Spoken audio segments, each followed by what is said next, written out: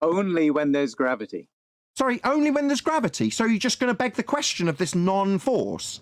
Sorry, why on earth would you beg the question of this gravity when, number one, mass does not attract mass? That is 106 years out of date. And the current rhetoric of gravity, Einsteinian bending pseudo-force space, isn't a force. If I put an aircraft in a ballistic trajectory... Who gives a shit? We're talking about gas.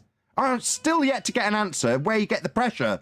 You said gas will press on me. I'm on the ground. Gas pressure. Where'd you get the gas pressure from? Gravity. No, gravity's not a force. Gravity is things going down. Gas does not do that. It's about the 8th time I've told you. Gas does do that. Oh, gas go down, go boom, boom. Like bouncy balls. So which gas is produced in the sky? Which gas is produced in the sky? Yeah, to go down. I have no idea how... None of them, you fucking clown. Say that again, I didn't hear you. None of them are produced in the sky and coming down like fucking rain. Gas isn't produced in the sky. It's produced at ground level and makes its way up. Up, not down. It's coming out of the fucking ground and going up. It's not coming down like rain. It's not produced in the fucking clouds. Gas is going up from ground level, not down. Understand that it's coming out of the ground and going in all directions away from the ground where it was produced. Agreed. Right, so it isn't going down then, you fucking idiot. We haven't got pools of helium. We have pools of helium at the... No, we fucking don't. Yes, we do. Oh, really? Where do we find these pools, puddles of helium? Show me a picture of one. Spread evenly over the... Well, it's invisible, so it's a bit hard to... Sorry, invisible pools of helium?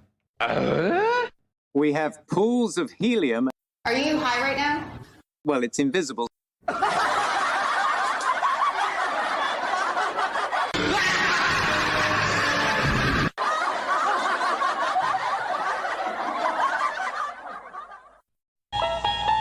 You unlock this door with the key of retardation. Beyond it is another dimension. You're moving into a land of bullshittery. You've just crossed over into the numpty zone. You are so dumb. Damn.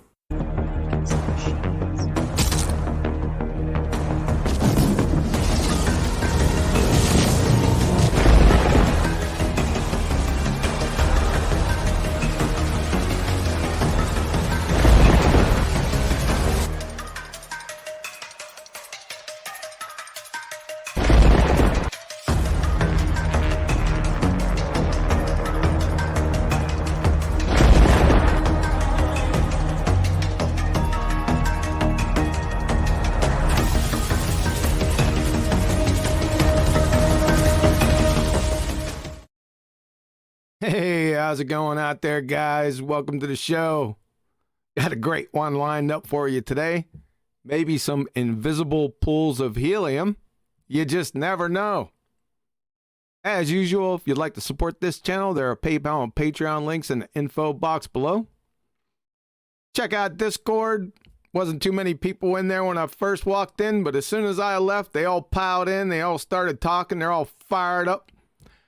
Head off to beautiful Betty Van Velsen. What's up, Betty? The sky, John. I fell for that one again. Yeah, everything is good. Same old answers, though, right? Let's see what's going on. Did we get some more people on Discord? Oh, yeah, we did. That's Flat Arthur. Who do we got? Flat Arthur, he fell asleep last time. Flat Arthur's been in the past few times. He hasn't said a word. Yeah, maybe his mic is broken. Ask him. Flat Arthur, is your mic broken?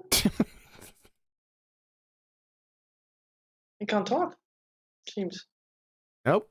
He's not typing anything either. I guess he just likes being in there. I guess he's developed some type of shy bug. Yeah. Well, you never know what happens. Yeah, you do never know.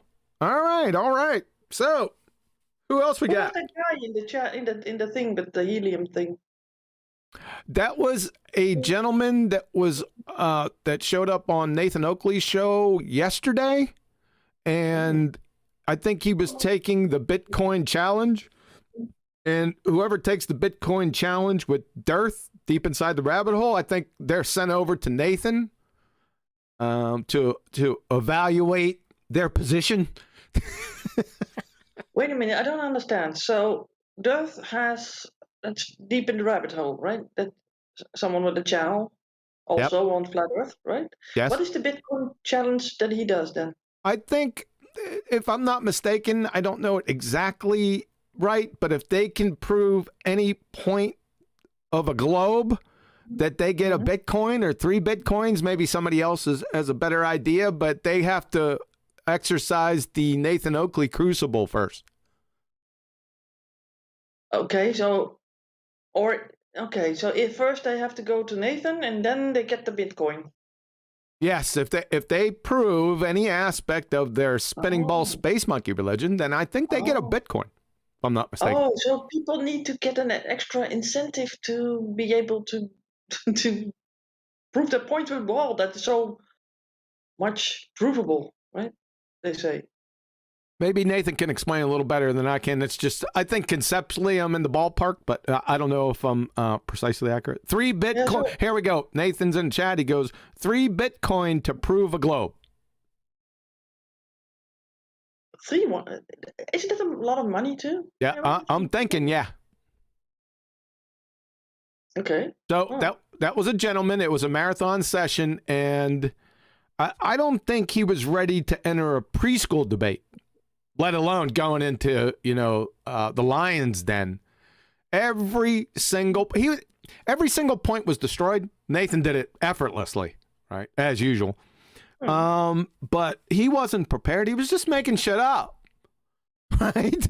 And that usually doesn't work with Nathan. So that was one of the parts. Did he have a degree of some sort, or was it just a regular Joe? A degree in what? Whatever. Go ahead, Adam. He had some training. When he was talking about gas behavior in the container, most of it Nathan dealt with, but there was points where he was blagging, and there were just little bits of detail. I smelt a straw man, and there was one. So he was fairly knowledgeable about it because he tried to introduce a single gas particle and talk about kinetic energy, but he's trying to set it up with a difference in energy of the container and the one gas particle, trying to make out that therefore there's not kinetics. And technically there's a tweak that will equilibrate in there, yeah, especially very quickly with one gas particle. But he obviously knew what he was on about, so he understands gas law to be able to build that straw man. So again, a great example of that. He doesn't have anything, and he's not because of ignorance, because gas law denies his claim, and they need to build a straw man. Well, he knew surface stuff. The typical thing, Betty, you know this deal. He knew a whole bunch of surface stuff, but that's just enough to get your ass handed to you. If you just know surface stuff and you come weeble wobbling your butt in the Nathan show, your ass is going to be in a sling quite quick, as you already know. Right? Could I just say that the whole one gas particle thing, when someone says that, it's obvious. Understand gas. All gas is one gas particle because they're all unbonded. They all move about independent. They're independent entities. Right. Independent entities. Yeah. So 1 or 1,000 makes no difference. Exactly. There's maybe less things to bounce off, but it won't behave different, will it? Yes. Correct. It's got less chance of a collision. The only chance of a collision, if there's one of them, is the container. Yeah, well, he thought that he didn't understand elastic collisions. I was sitting there listening, and I'm just waiting, and then he stated that then gas molecules, they lose a little bit of energy. I said, "Oh, good Lord, look out!" Yeah. But my favorite, obviously, because I played it, was the invisible pools of helium. I love that. Oh, you'll be hearing it again. Too funny. So where are those pools? They're invisible. Okay, but can you locate them some other way then? I don't know. You have to ask him. Because maybe we can harvest that because we need more balloons up there, I suppose. There is a helium shortage. Yeah, well, it's up there, up above. Well, it comes out of the ground, but I think NASA's been scooping all that up. They need that for their party parades. They're the largest consumer of helium in the world. Yeah, well, yeah. Well, who knows how many balloons are up floating around? I'm telling you. Yeah. And then people see these UFOs in the skies, and then because the sun might shine or the moon will shine and lit on them, and then they think, hey, a UFO, right? Possibly. Something strange crossed the moon, and it's just a balloon. Something strange and stupid this way comes. Yeah, but I like when I heard the invisible pools of helium, I just couldn't help myself. I said, I got to get this. So I have yet to go through the whole thing. I've listened to it a couple times, but I don't want to take too much out of it because mostly that's Nathan's, right? But I enjoyed the invisible pools of helium. It's one of my favorites. Yeah. I enjoyed Nathan asking him, so which gases were produced in the sky? Oh, that was, I agree. Know. Yeah. Go ahead. None of them. Yeah, because, yeah, that was really good too. You know what? There were so many parts of it that were outstanding, and I do agree with you, Mitchell. That was really good. He didn't get the implication, right? Because if he said gas molecules go down, go boom, boom, go splash, splash, then for him and everyone to breathe, then the gas molecules would have to be produced in the atmo, right? Yeah, the gas factories in the sky. Yes. The ones that, by saying, I don't know, leaves the door open to possibly maybe gas molecules might be produced in the sky. No, none of them. That's the point. They all start at the ground level. Right. But he didn't get the nuance. He didn't see the one more step implication of it, which was hilarious. As soon as Nathan said it, I said, "Oh, he's got him. It's over." Right? Yeah. It was an epic. It was an epic show. Extended live edition of I think it was 1507, 1507. Yes. I encourage everyone to go back and watch that. That was an epic show. Exactly how you deal with the baller. If anyone can, if they want to, they can spam that in the chat. It was 1507 FED. Yep. Outstanding. I like the gyros, but I tell you, it was an epic because it covered so many bits. This guy just started flailing. Once he'd realised he'd lost his Bitcoin, and he started throwing in all sorts of stuff. And I think we even got the standard ignorance of gyros, the claim that a pendulous vane is a pendulum at the bottom of a gyroscope. It was kind of like a tour of all the things you've accrued to slap ballers with over the past 3 years. Yes. You're right, Adam.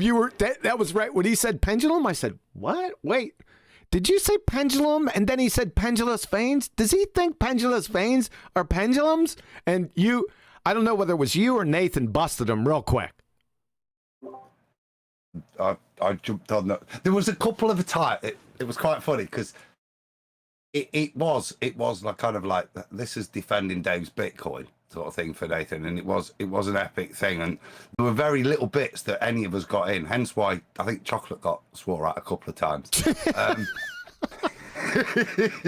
Because Nathan was on it, and I was aware of that. Do you know what I mean? And he was on it, and it was an absolute masterclass. And the guys were talking afterwards, said we all knew just to back out. We wanted to get in, and there's a couple of times you can't help yourself with a chump like that. But yeah, we all sat there and just really enjoyed it. I particularly just enjoyed Nathan taking them apart. It was as he just kept spitting, and each bit it was a constructed answer that we've all earned over these past 4 or 5 years. Sure. You know what I mean? And I just thought, yeah, respect Nate, because there wasn't one bit where he weren't in control. Right. And people on the panel would try to get in, like Neil and Chocolate. You did a couple times, and Nathan just quashed it. No, it wasn't necessary because, like I said, he was in control. The points we were trying to get in were, like you say, letting your wolf pack go and have a little chew on the bone. Yeah. Because there was a couple of bit. Nathan didn't need it because he was sticking to the main points. All the bits, when I chipped in, that's a straw man. They were kind of superfluous points just to add extra injuries to the already disabled man, you know? Right. But it wasn't necessary in terms of winning the argument. That was one early on. Oh, that was it. I think that was one. It was in the did he show up in the pre-show? I didn't get there till a little bit late, so I'd missed the pre-show and the first bit of the show. So I'm not sure, but I'll be looking out for that, Nathan, for the whole show. That's is that going out on your main channel? It should be. So I'll wait for that over the next day or two, unless it's already come out and I missed it. But I'll catch up with it. Another funny part, I'm just thinking about it since we were talking about this guy, was the gyro theodolite. That caught my attention, right? So yeah, I've done a fair bit of research, John, on this since that, because I've looked at we've looked at gyro compasses, and sure. One of the Rob Durham, and I chatted with Rob on this, bought one, and we were trying to figure out what it does, how it works, because the internet claims and what it does when you've got one are very different, and the things it makes you do, the way it works, is very interesting. It appears to be generate a bearing, as far as I can see. So generate. Hold on. Have you been listening to numpty clips? Yeah. You sure? No. Why? What? Go on. You better start listening to those nuts. See, you're busted. Oh, good. Go on. Yeah, because the last numpty clip before we started the signatures was one specifically on their claims on a gyro compass. And I went over it pretty much in depth. You're busted, dude. No. Generate, not maintain or generate. So he uses the gyro. It's very.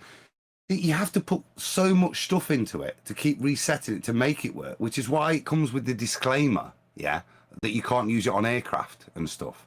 So it seems to use the gyro to back calculate holding that initial gyro position. You have to put stuff into it. No, that's not what their claim is. See, you need to go back and listen to that. Not their claim. What when we've looked at how it works compared to what the manuals say, what it makes you do.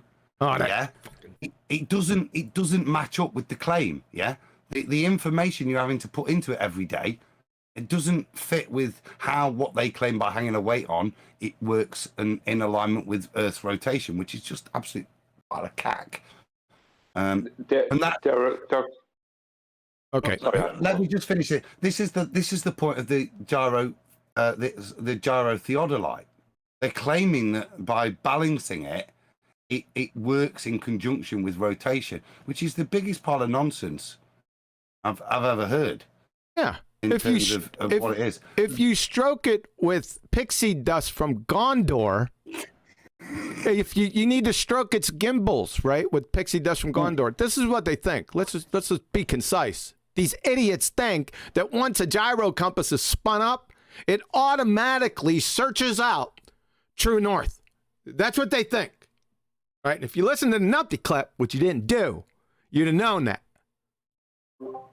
Well, so I've looked into that. That's the point I'm saying. And then this is all about manipulating a gyroscope and overweighing what it does.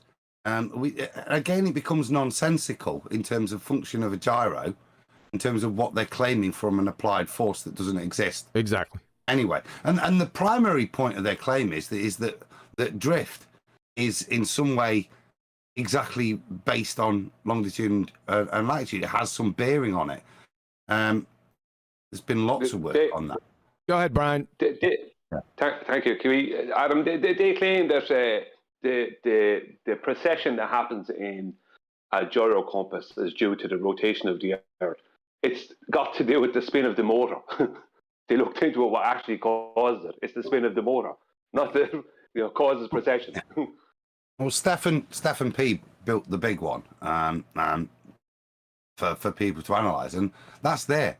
There's so much variance in such a bigger gyroscope than they use. There isn't this correlation. Yeah, you can figgle through stuff and try and extrapolate something, but there isn't a direct correlation there even between the two things in the testings I've seen. So that's why I was interested in this gyro theodolite, and the claims within how it seeks true north is just fantastical. You can understand how a gyro theodolite works once you spin up a gyro and you've already lined up what it is and it stays there.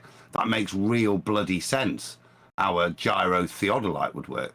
But as to how you pretend that a gyro theodolite seeks true north, it's beyond ridiculous. Yeah, it's the same principle. It's the same principle as a gyro compass. Same thing. What you do is you spin it up and you take your magnetic compass and then you line it up with the magnetic compass right before you add or subtract, depending on where you're at, magnetic declination to get true north. And then you fix it to true north. That's what you do. That's how it's done. Simple.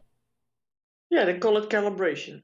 Yeah. Now, if you're on a ship, and you're making a long trip, that thing has to be checked every now and again. One, for errors because the throw of the ship, and two, because over distance magnetic declination changes, so it's going to throw off that true north with the gyro compass. So this is a 2015 argument. It's disheveled. It's a belly laugher. I can't wait till they bring it up. I just sit back and wait. But go ahead. Sorry. There's a bolder claim than that. Where at? Within this crap that I've been reading. And Brian might be able to help me because I was only reading it yesterday for a few bits. And so I'm not fully comprehending the mechanics. Now, it's based about applying force and the 90-degree application that it does on that. But if you overweight this gyroscope and put a weight on it on one side, apparently this weight is affected to the point that you let the thing stabilize and it will then stabilize with the rotation, meaning that you get true north because it points to the center of rotation of a ball Earth. No. This thing. Yeah. And that's why they use it and how they can then use it under mines. In mines where you've got magnetic disturbance and stuff, so you can't define magnetic north to get true north. So this thing apparently hold on a second. Works. Now, this is the final bit. It works on the premise that the Earth's spin aligns it and keeps it aligned to true north. It's the biggest pile of cack I've read. I'm not able to destroy it fundamentally because I've got to get into the detail. But that's the fundamentals of the claim, John. By sticking a weight on it, yeah, it helps. I heard you. You don't have to say it again. I heard you the first time. I'll stop. Say again? I was aghast at the claim. Yeah, that's what, hence the enthusiasm. Oh, I got you. Well, Adam, if they're not numpties now, I'm taking that for granted. They don't wait till they go down into the mine shaft to set up the gyro. They set it on the surface.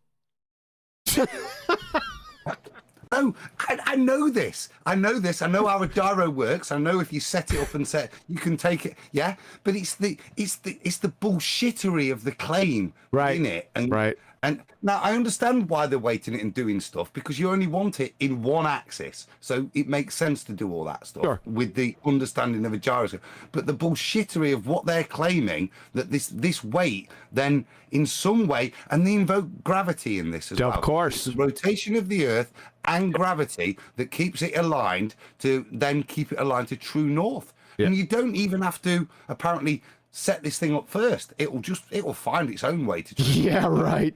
Go ahead, Brian. Brian, if you have something to add on, try to keep it concise. Yeah, I will, QE. Yeah, actually, it was just the gravity thing I was going to talk about. Because when I first heard about the gyro compass claim back in 2015, 2016, it was claimed that gravity caused the mercury in the forward pots to move to the backward pots, which caused the torque, right, within the gyro compass. The DC current that runs through a gyro compass, that causes mercury to go to be slightly magnetic. And when mercury is magnetic, is it a diamagnetic, where I know it's para or diamagnetic, I can't remember, where it's repelled from a magnetic field. So when they turned it towards north, they had a particular way of doing it, won't go into all that, doesn't matter. What would happen is the mercury, because it's been made magnetic, it would move away from the North's magnetic field. So the mercury in the forward pots would move into the backward pots. So the back pots, it can't go any further, and it would cause a torque. But they were claiming, absolutely claiming, that this was gravity, without ever looking into what caused it. Oh, brother. So that's where the gravity power comes from with them. That's where it started with, anyway. Right. That's a little bit further down. That's a little bit further down the rabbit hole. I just killed it because their surface claim, because they're numpties, just because it's spun up. Like I said, if you stroke its gimbals for pixie dust from Gondor, when it's spun up, it just points to true north, which is abject, preposterous, ludicrous absurdity. They don't have a friggin' clue. They heard this from somebody and parroted it mindlessly. That's all they did. I just take that and just jack that thing yard. Cheese and crackers. All right. No, I really liked what you did with it, QE, because you tore it apart with just magnetic declination. That's right. all you need is magnetic declination. Yes. Yeah. All right. Anything else on this before I like to move on? Just a couple short presentations today. I'm sure you guys enjoy it. Anything else, Betty? No, any business that we need to attend to? No. Yes. Why the hell not? Well, Adam said yes, so maybe you can go to him. Go ahead, Ed. Well, just a little bit, and he won't speak to us because he's on mute all the time. But I just wanted to give a shout out to Flat Earthers channel. I was in there tonight, and it was in English tonight. It was quite cool. I've got a little bit left to watch. But respect, bro. Yeah, he's got a load of flat earthers. He's got some ball earthers, and he's keeping that topic going and pulling the ball earthers back as they want to wander off, and the flat earthers. A really good show, Arthur. I enjoyed it, mate. The bits I've seen. Like I said, I will catch the end of it as well. So just wanted to give him a shout out and his channel. Oh, thank you so much. There he is. He got it out. Hey, you guys did call my name in the very beginning, right? Yes. Oh, I'm so sorry. I was there on the phone, but I was there here also. I'm very sorry about it. I called you out the whole last show. I know, but last time I was sleeping. So right now, that's what Betty said. That's too funny. So that's been happening for so many of the previous shows of yours. I've missed the Ballbusters show, so many of your live open panels. And in many of them, I was through almost 1.5 hours of many of the shows, but then I dozed off and slept. So it's almost 2 a.m. by then here in India. Oh, I always...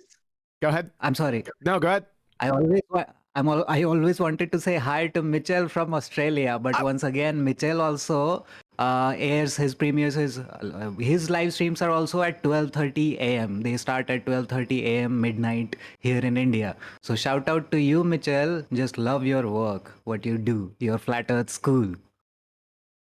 Hey, brother, appreciate it. Thanks for the support. I see you in the chat sometimes. Yeah, Flat Arthur, I was hollering him out. Now he comes on and he says, well, he goes to sleep during my shows. Now he did caveat it with the time. I'm glad you did that because it sounded like I was like boring or something.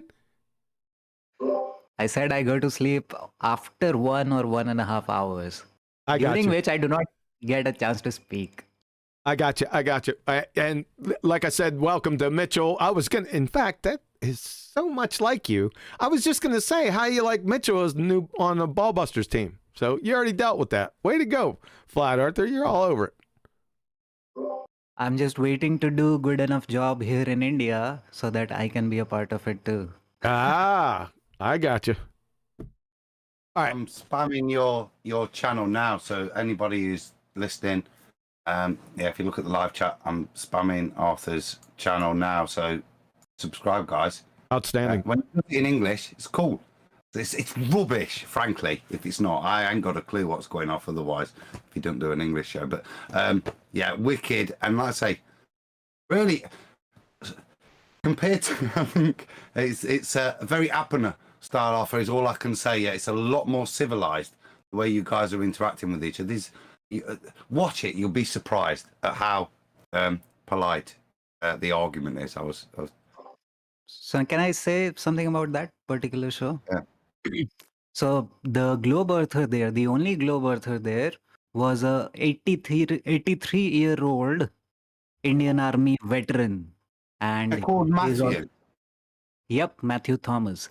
So I have had a word with him before as well, and he is a Bible believing Christian and is already aware of the pandemic and is doing a lot of real ground on the work. He is approaching the Supreme Court of India against mandatory and mass injections, if you know what I mean.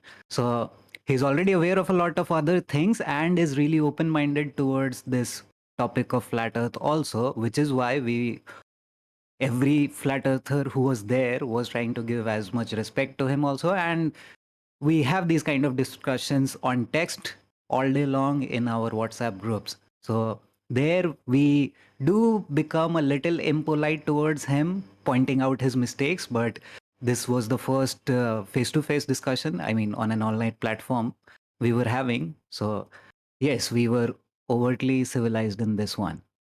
Cool. I'll Thanks tell you a lot. what else was weird, John. I said, cool, thanks a lot. Now, let's try to be concise. We don't want to be here all day.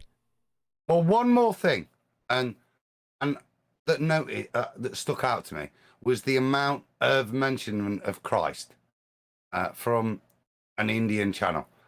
I noticed that a couple of times, and I wanted to ask you about that. These Christians all over there, or what? What's going? What's your question exactly? If I was surprised by the way over there in that channel there was Christ, Jesus being discussed. It was part of within that discussion of flat earth stuff was being mentioned. The Bible was referenced. That from a from an ignorant point of view was surprising to me that on a Indian channel discussing flat earth the support wasn't the Bible and Christ they're referenced in there. That was surprising to me. Pleasing, but surprising. Yep, so that would be me. I usually make it a point to bring up the Bible whenever it is necessary. And in many of the other casual discussions that we have amongst flat earthers, obviously there are flat earthers in India who follow the Vedic philosophy of life and that kind of an approach to flat earth. And we debate/discuss among ourselves also. Yeah, so that happens usually, but I represent the flat side. I'm sorry, the Bible side, biblical side of it. And another friend of mine who was also there in this particular discussion that you saw. Okay, interesting. So in India, are there many Christians, you think? Yeah, but that's a very small percentage of the population. Okay, but if you are searching out things in India, you can come to the Bible and be able to read it and come to the truth in that sense. Yeah, quite easily. Yeah, it's Because available. you usually get these claims by atheists that say, well, if you were born in India, you would not coming to Christ because you would be in Hinduism and Buddhism and all those other religions, but it is India is a land of so many. India is a land of so many languages. I'm not sure. QE wants me to be concise. I'm sorry. Still, so we have so many different languages here in India, and coincidentally enough, in my mother tongue, the Krishna, you must have heard of Krishna here in India, our god Krishna, the ultimate god. So in my particular language, Krishna is actually pronounced as Christo, which is similar to Christ. So even the name is same, but yes, all of us know of Isu. Jesus is actually Isu or Isa here in India in our languages. So I'm sure every part of India knows about him, at least. Although they may not take him seriously, or they have a strange idea about it, but about the name, everyone must have heard. Wow. So yeah, so the gospel is sort of been brought everywhere, but people tend not to go to it maybe. But you have the chance in India to be a Christian, right? Didn't Thomas go to India? Yeah. I'm sure these on the west coast, halfway down India, is where there's the point where the Apostle Thomas goes, preaches, and there's all sorts of stuff there with regards to Thomas and naming him and being linked to Jesus and him coming there to preach the gospel or preach the kingdom there. I don't think there isn't it.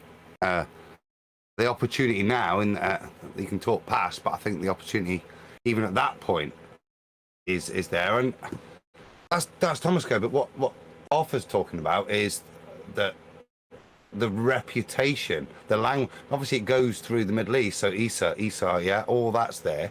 But the reputation is already there. It doesn't require the Bible necessarily to deliver the knowledge of the impact of Jesus.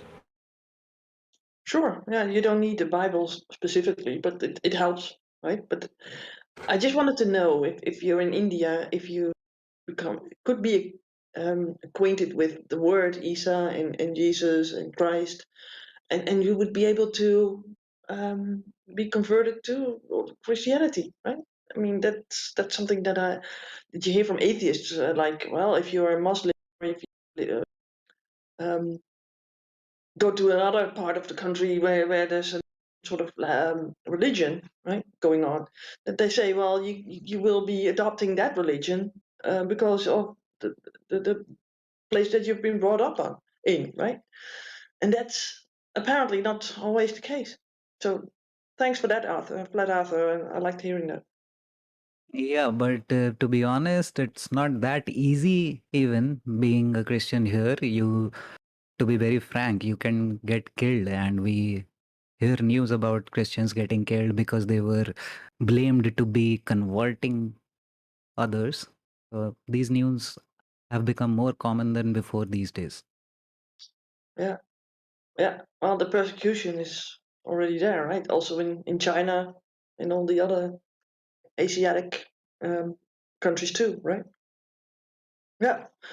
Okay, let's turn back to Flat Earth, because I think that John will be impatient if we don't do that. And I got a super chat to shout out, and it's from Godzilla37, and he says, "Love your show, QE, but I have a question for you. What exactly in the field of quantum physics could be considered as natural science?"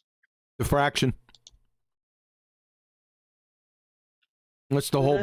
That's the whole basis of quantum mechanics. That's where everything originated from and continues to originate from. So it's all based now. There's a couple offshoots you can take on that, mainly in engineering, computer science, and things like that with applied physics. But the natural science all started with diffraction. All starts and stops with diffraction. Good. Hope so. You should probably expand on that, because no, I'm not going to. Yeah. Okay. No, I'm not going to expand on it. There's nothing to expand on. I feel a little bit of what was going on last Saturday in BALLBUSTERS, right? Somebody's got their mic I open. only mean it in the fundamentals, John.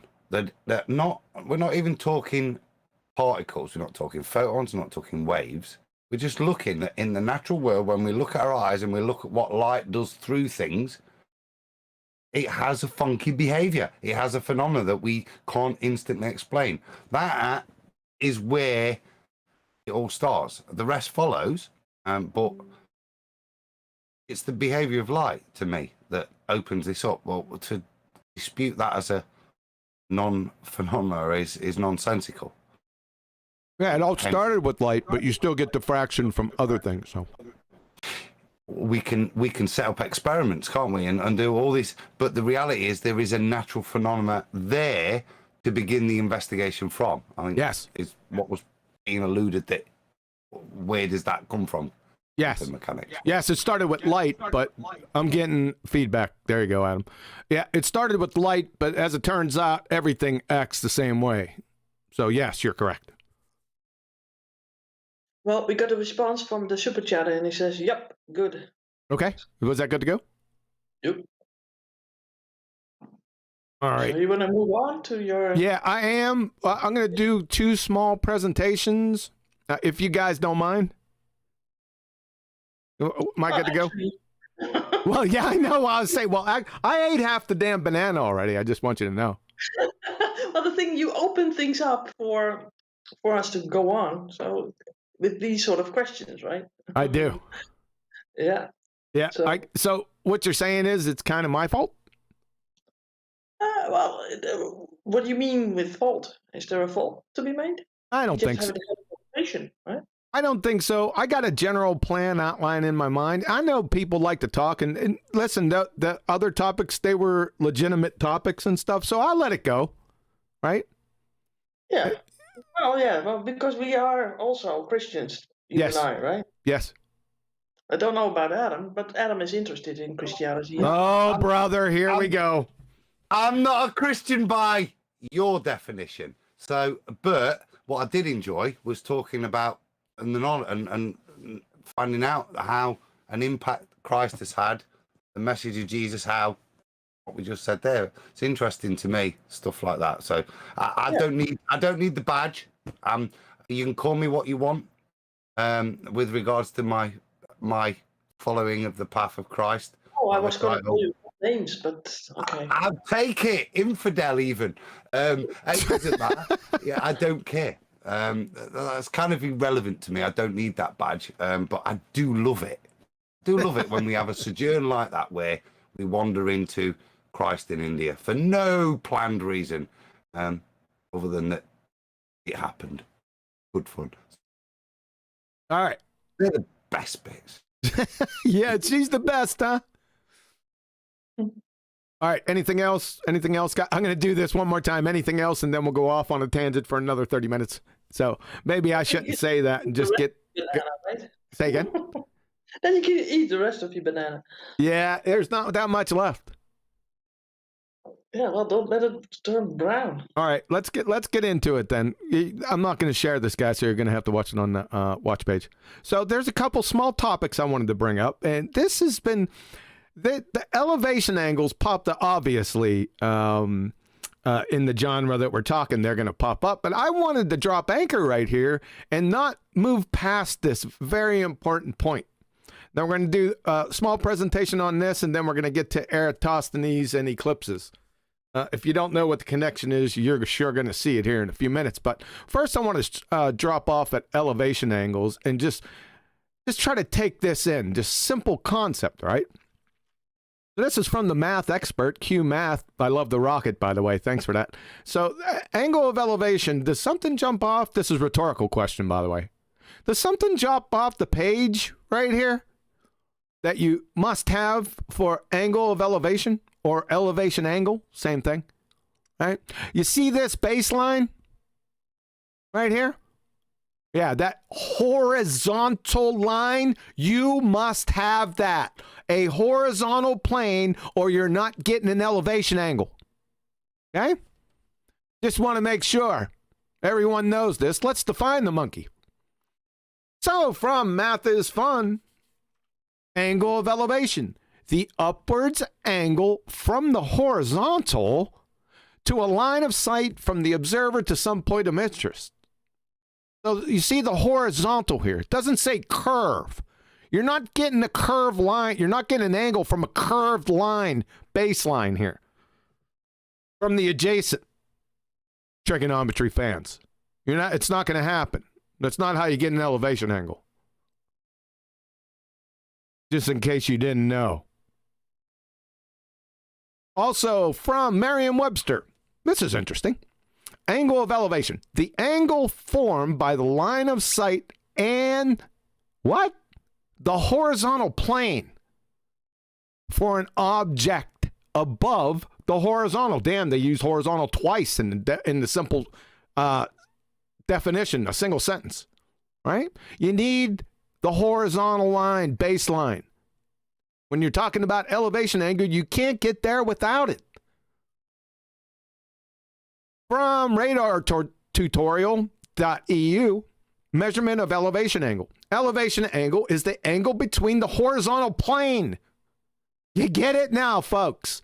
You're not getting an elevation angle without a horizontal plane as your baseline. You're outside the definition of elevation angle. You baltards getting this. This is how simple it is to destroy your fairy tale. So elevation angle is the angle between the horizontal plane and the line of sight measured in the vertical plane. Yeah, duh. From Varsity Tutors, the term angle of elevation denotes the angle from, here we go again, the horizontal, upward to an object. An observer's line of sight would be above the horizontal. So you got horizontal mentioned a number of times. It's almost getting redundant, right? In single sentences in the definition of angle of elevation. So this is your huckleberry, baltards. We could stop right here. Why? Well, what does a sextant measure? Could be elevation angles, possibly. Let's check. So, a sextant from, you're going to love this, from nasa.gov. A sextant is a tool for measuring the altitude angle. Don't let that fool you. That's the elevation angle of a star above the horizon. Uh-oh! Yeah. Uh-oh. Well, to have an elevation angle, you have to have a horizontal plane. You see this guy right here? You have to have that, NASA. Where are you getting that from? Oh, you're in it now. From Britannica.com. In the hands of a practiced observer, the modern sextant can be used to measure what? Elevation angles? With an accuracy of 10 seconds of arc. That is, close enough to determine a ship's north-south position within a few hundred meters. Uh-oh! From Princeton Astronomy. All the observer does now is to use a sextant to measure the angle of altitude, elevation angle, H, of the noon sun with respect to the horizon, and to record the exact time of this measurement. Uh-oh! Another baltard spinning space monkey religion. Fatality. Ladies and gentlemen, welcome to the year of the sextant. The baltards are dead. It's all over. In fact, it's going to be years, because I'm dropping anchor right here. Could be for the next 5 years. We're just going to grandfather all these years in. It's the years of the sextant. I'm not moving away from this. You guys are toast, man. I can defeat you, your entire fairy tale religion, with just a simple phrase. Guess what the phrase is? Elevation angle. That's all I need. That's all I need to say. You're through because of that.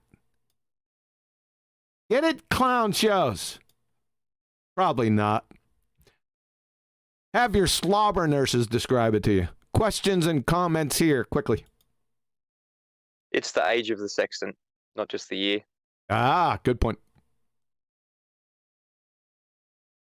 Was there more to this presentation? No, that's it for this one. I was going to bring up exactly this is coinciding with something I just posted in BALLBUSTERS. There is a claim that you can measure R using these elevation angles. Did you want to, if you haven't got anything else? No, I do have something else. No, I do got something else. All right. Yeah, we might do that next time. Let me review it. But you're not getting are they, when they say elevation angle and radius, are they using a horizontal plane? Absolutely. That's why I posted the image. Oh, well then welcome to Flat Earth. Yep, welcome to Flat Earth. Yeah, it's over. Yeah, I'll check it out after the show, Mitchell. But yeah, welcome to Flat Earth. All right, anything else on this? Any comments or questions? Just keep them concise. Super chat first, before Adam starts, because then I can't get my super chat in. So it's from Sasha, Unitex Fable. He says, so my baseline is horizontal. Interesting. Yeah, this thing right here. You see this line right here, the adjacent, right, and the corner pocket. You need this line right here to be horizontal, flat, level. You can't get an angle off a friggin' curve. It's nonsensical buffoonery. And it's not a triangle, by the way. I think these guys need... I just ran into somebody in text chat earlier today that was confused about two-dimensional shapes, right? Let me tell you something, bonehead baltards. Triangles are two-dimensional shapes. So are circles, okay? Just to let you know. Go on. Sorry about that. Oh, has Betty got more of... She better have more super chats. No. You're okay, Mitchell. Go. Mitchell, that's Brian. And why no more super chats? Go ahead, Brian. Well, thanks, QE. Well, I'm being told that a radius line can be curved. That's what I'm being told now. Ah, you are? By people over on Wolfie 6020's channel, yeah. 6020? Yeah. What was it? What was the latest one I got? One of the latest comments? That a straight line in spherical geometry is curved. That's how they're trying to make up a radius for a circle on a sphere. Wolfie's got bigger problems than straight lines. I DX'd his dumbass back in 2015. Yes. He's still around. Yes, unfortunately he is. Yeah. He's a numpty dipshit. I just drug him around his whole channel in front of all his friends back in the day. Wolfie, you whistling past the graveyard. You still got, I can't believe you still got a channel. But you guys have no... Many loyal followers.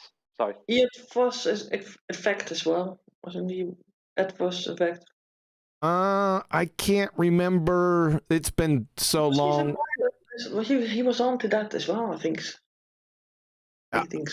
The last thing I seen from him back in the day was the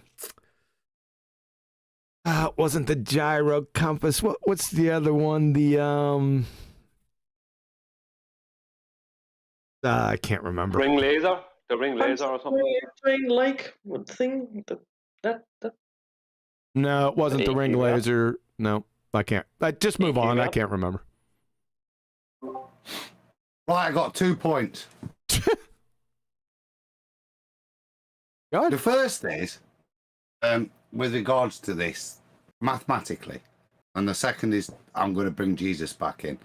But the first point is, mathematically, if we assume this and we allow the conversion to a ball, okay, the stars are very accurate and they're based on this playing a trig, right?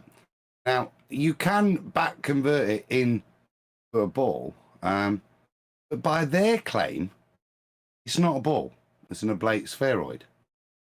Therefore, your 69 or 60 nautical miles per degree is not applicable and needs to be compensated for and is not compensated for. First point.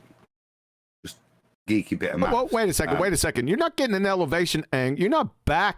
No, you're not. You're not getting an elevation angle. No, you're not. And okay, but the point 1A then before that point is, yeah, these are measurements based on reality, and the reality is trigonometry. Everything's based on that, and that fundamental line that you draw at the bottom, the baseline, is flat. It has to be flat, and it's flat for the duration of you, the observer, to the GP of the star. That's the whole way in which it works. The whole way in which we measure it, and it's the way in which we calculate it. You can backwork it afterwards. So that the final point is to bring it back, which I found really. I was doing some bit of research this week, and there's a suggestion, John, that you look at the Celtic Cross. Yeah, it's a bit funky, isn't it? A bit weird. Why is it like that? Why has it got that wheel in the middle? All sorts. Why has it got that? It turns out, actually, if you have a wooden version of it, it's a sextant, and it'd be used, and that's why you see it on a lot of graves. It's a way of pointing to heaven. It's a way of navigating to heaven, because these things taken out of history and recontextualized. Actually, there's demonstration of how this thing works as a sextant, which is why you'll see Celtic people from 1000 AD carrying a Celtic cross as well. It functions as a sextant. Now, it functions in the way that we would use optically. We would use the horizon, but the way in which you put the cross in the ground, it works like a plumb bob to generate your horizon, and then you use your cross. Dual purpose. But I just thought that was interesting. So a little bit of research that Celtic crosses also can be used as a sextant. Not the stone ones, obviously, but that's interesting. I know what you're talking. I could see it in my mind's eye. I never realized that it was a sextant. So, thanks. Yeah, with the plumb bob. With the plumb bob. Well, you see, you use one optic in the sextant with its end to generate your horizon, which is very useful at sea. Right. If you're traversing land, it's very hard, to do it. That's why you have to generate an artificial horizon with the sextant.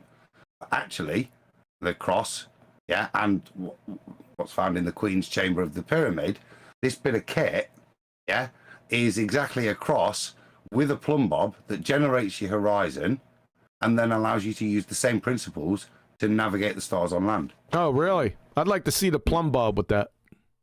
Well, that's found in the Queen's Chamber. There's a rod, a staff of Aries, which is a double hook, and then this all weight. And the strings obviously eroded over time, and it's puzzled people for a number of time, but this guy's put it together, linked it with the Celtic cross as well. Huh.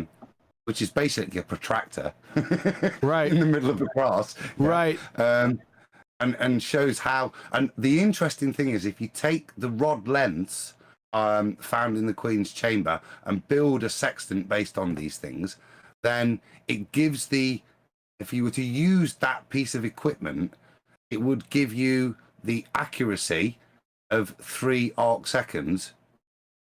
Really? To define anything by. If you look at how the pyramids are built, they're built to within 3 arc seconds, which is due to the length of the shaft of the cross. Who the hell are you? You Indiana Jones? A little bit sometimes. Well, don't let him use his whip then. Huh? That was really interesting. That's Thursday nights, Betty, at the club. Sorry, Adam. That's pretty interesting, Adam. That's really good. I'd like to hear more on that, just not now. I'll stop there. Yeah. Me and Tent have been chewing over this last night, and that it's really quite cool stuff if you look at. There was one more bit. Go ahead. And it's to do with translation of time. Well, apparently we couldn't navigate. Well, this thing with the stars allows you to find local time. It's genius, but I won't bore you with the details of that. I won't get that nailed down exactly. So well, that's cool. I just wanted to stress the elevation angle. See, just a simple concept. I don't have to go into any microscopy with it anymore. I'll prosecution rest with the elevation angle. because you need a flat horizontal plane baseline, the adjacent, or you're not getting an elevation angle, period. So, Your Honor, prosecution rests. And you're finished, Baltards, right there. There's nothing you could do about it. Now, it's going to be funny watching you friggin' slither around the ground and flail, but that's all that's left. You see how these things are getting easier and easier over the past 2 years? Because it's like whack-a-mole time. I'm shooting pregnant hippos in a fishbowl. Pregnant hippos? Again? Pregnant hippos? Pregnant hippos in a fishbowl. That's how easy this is. Just shoot them. Oh, but they don't. They are pregnant. Well, it's a metaphor. I know, but you can't shoot pregnant people or beasts. Thanks for being our moral guiding light, Betty. Yeah, I'm sorry, but I have to draw a line somewhere. Yeah, don't we all? All right, anything else on elevation angles? One more thing. Go ahead. Go ahead, and Question Brian. Hold on. We'll get Adam and then Brian right after that. Yep. Go. It's a question, Brian, actually, because right. So, Brian, they're talking about this circle of equal altitude, and they plot it onto a sphere as if it's a circle. And I just want to, in 2D geometry, circle. Okay, we can stick any 3 points on a circle, or a triangle. We can stick it on an ellipse if we want. Doesn't really matter, and it'll equal 180 degrees, the internal angles of the triangle we create within the circumference of an ellipse or circle in geometry. The thing the ballers have been saying for a number of years is, and pointing out, is apparently these internal angles don't add up to 180 degrees. That's not a triangle. Right. If it's not a triangle, it's not a circle. If it's not a circle, it's not a circle of equal altitude. Therefore, their claim doesn't fit the definition of what's being calculated. Exactly. Is that the claim of 390-degree angles on their sphere? Well, 180 internal angles in any triangle. So for years, as flat earthers, they've said, oh, look, if you go from Cape Town to Rio to London, those angles don't equal 180. Well, then it's not a triangle. Therefore, if those points hit on a circle of equal altitude and it's not a triangle, it's therefore, by definition, not a circle. Therefore, it's not, their definition doesn't fit the definition. That's the point, Mitch. I know it's a bit geeky, Yeah. but do you get me? Yeah, correct. Yeah, I get what you're saying, but I think there was a challenge put to I hate to bring the name up, Wolfie 6020 a few years ago, that he claimed that you can have three right angles, 390-degree angles to make a triangle on a sphere, and he modeled it out on a sphere. And obviously, as you just said, if it's got more than 180 degrees in that triangle, it is not a triangle. It's not going to make a circle. That's correct. Yeah, and Wolfie, you'd fail third grade intro to geometry, by the way. You clowns, you just make shit up, right? It ain't gonna fly. We're gonna take you to the woodshed, right? I'm sick of listening to it. Your numpty dipshitteries, I'm done with you. It's a quick death now. Sorry, there's death and shooting hippos. Who else told me you can't be shooting hippos? Now, get it right. Pregnant hippos. What happens in the woodshed? Free Mind said, don't be shooting hippos, QE. What the F? Yeah, get it right. They're pregnant hippos in a fishbowl. Now, go ahead, Betty. I said for the third time, what happens in the woodshed? They get beat about the head and shoulders with a nail spike 44-inch Louisville slugger. Do they survive? Not likely. Okay. All right. Is that understood? All right. Yeah. Brian, you had something you wanted to finish up. Woodshed then, huh? I'm sorry. Betty was rumpusing me. Go ahead, finish up, Betty. Oh, you were rumpusing me for crying out loud. I will shut up for a while. Just for a while. I think Brian had something to add. Well, yeah, just something very small, but it's very, very good. Go ahead. Is that the reference you have from NASA.gov, I think it was? Yes. That is excellent for their Polaris claim, because their Polaris claim needs an elevation angle. Exactly. So That's excellent for that. Yeah, so the 3 previous photos I put up there with the eclipses were NASA, in order of appearance was NASA, Rice, and Smithsonian. Oh, one last point.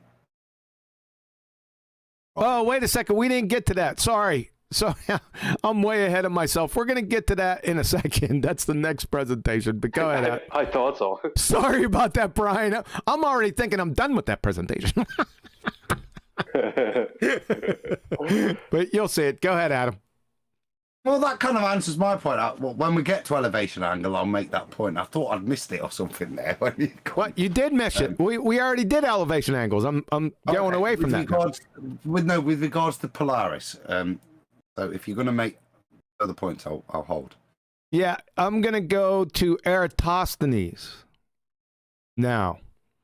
I've been wanting to do this for about 2.5 years, and something's always come up, and I've gone on to different things. But I caught this a long time ago, and I know you guys already know when I bring it up. I haven't seen people defend it in this way, which is kind of surprising because it's sort of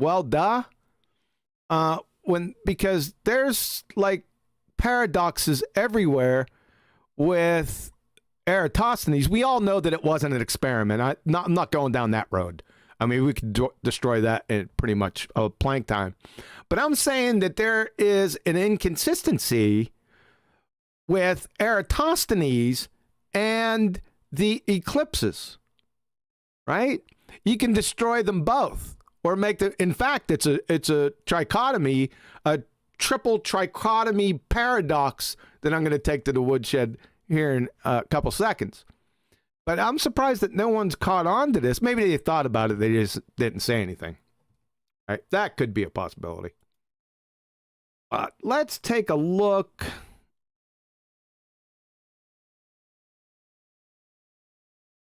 at one of the major premises of Eratosthenes, right? What is one of the major premises? Well, that we have parallel sun rays, right? That's a major premise. You can't get around it. Now in the distance to the sun, but that's connected, but we're not too much concerned with that. So we got parallel sun rays, right? Eratosthenes needs. What are we seeing here? These look parallel to you. Maybe you ought to define parallel. Maybe they changed the definition of level and curve. They probably have different definitions for parallel too. Ladies and gentlemen, these aren't parallel. Just to let you know, right? You got big problems because we're seeing parallel or divergent rays. I'm sorry, and the rays must be parallel for Eratosthenes, or his nonsense that he didn't even do. That is a begging the question fallacy, 2-step removed anecdotal fallacy, right? But he needs those parallel rays. Without them, he's screwed. But what do we observe? Well, I don't know. That looks like divergent rays to me. You? Here we go again. What's going on here? Pollers, you're finished, man. But there's a problem. What's the problem? Well, the consistency between the arguments between Eratosthenes and academia with what? Anyway, well, let's keep it rhetorical for right now. So these are divergent rays, but there's a problem. What is it? There it is. So they need parallel rays for Eratosthenes. We observe divergent rays, and then they give us models of convergent rays. What in the hell is going on out here? You see these rays coming off the sun, giving their fairy tale penumbra? As if. What are they? Look at all this. Number one, are these parallel? They look convergent to me, but in reality, we're seeing divergent. Right? This is from NASA, by the way. This is the first one. Let's check out what Rice University has to show us. Uh-oh. We got NASA, pseudoscientists. Now we have academia. What are these parallel rays?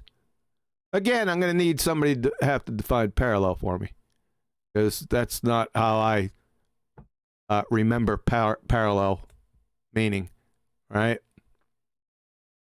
These are convergent. Convergent. Oh, we got problems in Shangri-La, folks. And now we got the Smithsonian. What's going on here? Eratosthenes, you're toast, by the way. The sun, these are all convergent rays. And rays don't exist, by the way. Why do we always observe... Oh, sorry about that. Why do we always observe divergent rays, divergent sun rays impacting the Earth in reality? But the pillars of pseudoscience and academia show convergent ray models we just looked at, all the while at the same time saying that the sun rays, which rays don't exist, like I said, by the way, that impact the Earth are parallel. What kind of a ball-tard circle jerkin, triple speak, evo-tard, three-step belly laugher is this? What's going on here? Does anyone not realize this? We got a triple decker of nonsensical buffoonery, folks. They're holding three mutually exclusive positions as true at the same time. How can you do that? Does the natural world presto magico evo-tard shapeshift reality into whatever mindlessly parroted argument that spews out of your incoherent ball-tard blowholes without regard to the tenets established in your previous and future train wreck arguments? Here's the question.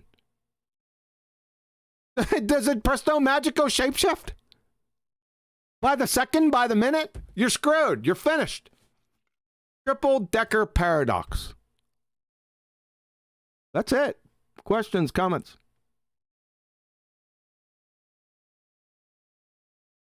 Oh, an hour's time. Is the one with just the line raised, John? Well, that one was sufficient. The one that's up. Which one? I didn't. Which one? I don't have any. It doesn't really matter. Anyone with the sun with a line, a converging line toward the Earth, creating a number and penumbra. Yeah, We'll go with NASA. Okay. Yeah. Well, that's a great. Why not? Let's use NASA. No one was going to argue with their diagram, are they? The chemist in me, okay, says, right, what's going off here? What's going off here? What's occurring? What's generating the light? Right, we've got photons. Well, photons leaving the surface of a sphere. What's gonna determine if we were in sphere world their orientation of direction? So, what I'm struggling with, just as from a chemical point of view, a chemistry point of view, an understanding of those, is by a photon from the sun being emitted off the surface, yeah, is going instead of going off a tangent, what we're looking at, one here, we're looking at one, some of them are going past 90. They're interacting with the corona, all sorts of strange nonsense. So the thing that galls me, to kind of summarize it, is trying to understand the path of a photon when they describe this, because they even excusing all that criticism, even if we had them leaving in a sensible, orderly fashion from the surface of a sphere, they wouldn't be parallel then even. And that's kind of the apologetics you hear. Yeah, well, it's virtually parallel. And that's fine if you want it to be virtually parallel, but if it's virtually parallel, nothing comports to that diagram that you then say happens. Yep. Done. Yeah, no, that's another good point. I just didn't bring that point up. But yes. But see, they're saying that they're parallel. They're saying that, but we're observing non-parallel. We're observing divergent rays, and then their model is showing convergent rays. So we got a triple-decker nonsensical buffoonery. Yeah, it's that's it. Let's say I'm giving some apologetics. So if I allow them, it's a sphere, that everything's leaving that surface of a sphere, and it's a radiating sphere. Then I have to understand how that radiation occurs. Now, again, giving them some apologetics. No, I can't say they're parallel. Actually, at that distance they've now put it to, any bits of light, they're the remnants of the initial point played out, but they're not parallel. So to make that statement is wholly incorrect and a lie, even in your own belief system. You shouldn't make that statement. But if you assume they're virtually, which is something I've heard the Rumpers say, yeah, then that's fine. But then that diagram on screen does not comport to them being virtually parallel because of equal emission from the surface of a giant sphere. You think? Yeah, it's just frustrating, the contradiction there. Yeah. Like I say, you've got to have photons leaving at degrees greater than 90 off the tangent of the surface. It's nonsensical. Look at some of the lines. Look at where the umbra penumbra, look at the crisscross point. Look at the angles those photons are coming off the surface of a sphere. I don't know. Has anyone ever, come out with this? The triple-decker nonsensical buffoonery here? The circle jerking triple speak Evo tard 3-step belly laugher? Go ahead, sorry. Brian. Oh, sorry, I thought you were after. No, go ahead. I was saying Kiwi. Well, no, I've attacked them on their eclipses, and all right. And it is a heliocentric claim that it's the moon, for a start. It is a heliocentric claim that it is the moon that gets in the way of the sun that causes a solar eclipse. I don't know if it is.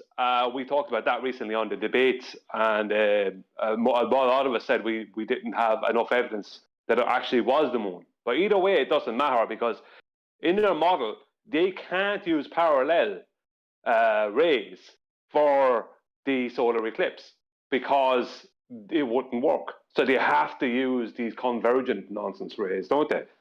Because they can't use the parallel for that scenario. They have to change it. Because if they had parallel rays, then you'd have only whatever area the moon would cover would be shaded, and the sun's light would be going past that. So you wouldn't have like their claim that they're virtually the same size, in angular size or whatever, wouldn't matter because the sun's rays would get past. If you understand what I mean? Yep. If they're parallel rays, like even parallel rays, you know what I'm getting at? That's it, Brian. Even if it's virtually parallel, then they're not converging, then, are they? To give you, you get me? They want to define it behaving in one way and then they acting in two other ways. Yeah.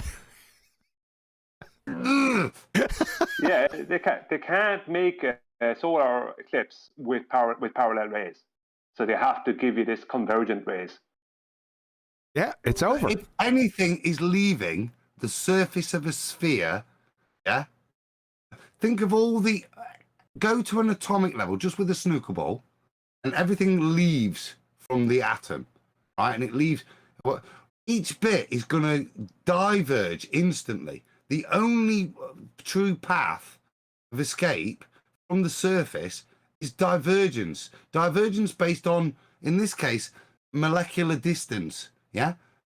And even though it's, and I'm talking in their claim, even though it's minute, the amount of drop, for want of a better phrase, yeah, it's still there if it's the surface of a sphere.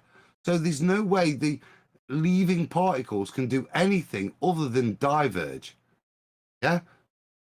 So to then turn that into converging, it's just an impossibility.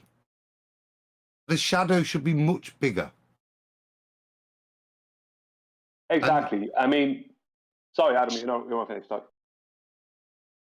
And devoid of this in umbra penumbra kind of situation to the extent that they're talking, but that's it. But it should, the light in their claim, it has to diverge. Yeah, it has to. Well, if we actually did have parallel sun rays, which are an impossibility considering the sun is claimed to be a sphere, if we had parallel sun rays, then there would only be there wouldn't be like a north and south of the equator, winter and summer. Like winter would be the same for everywhere, and summer would be the same for everywhere, because the angles they speak about don't work if you have parallel rays.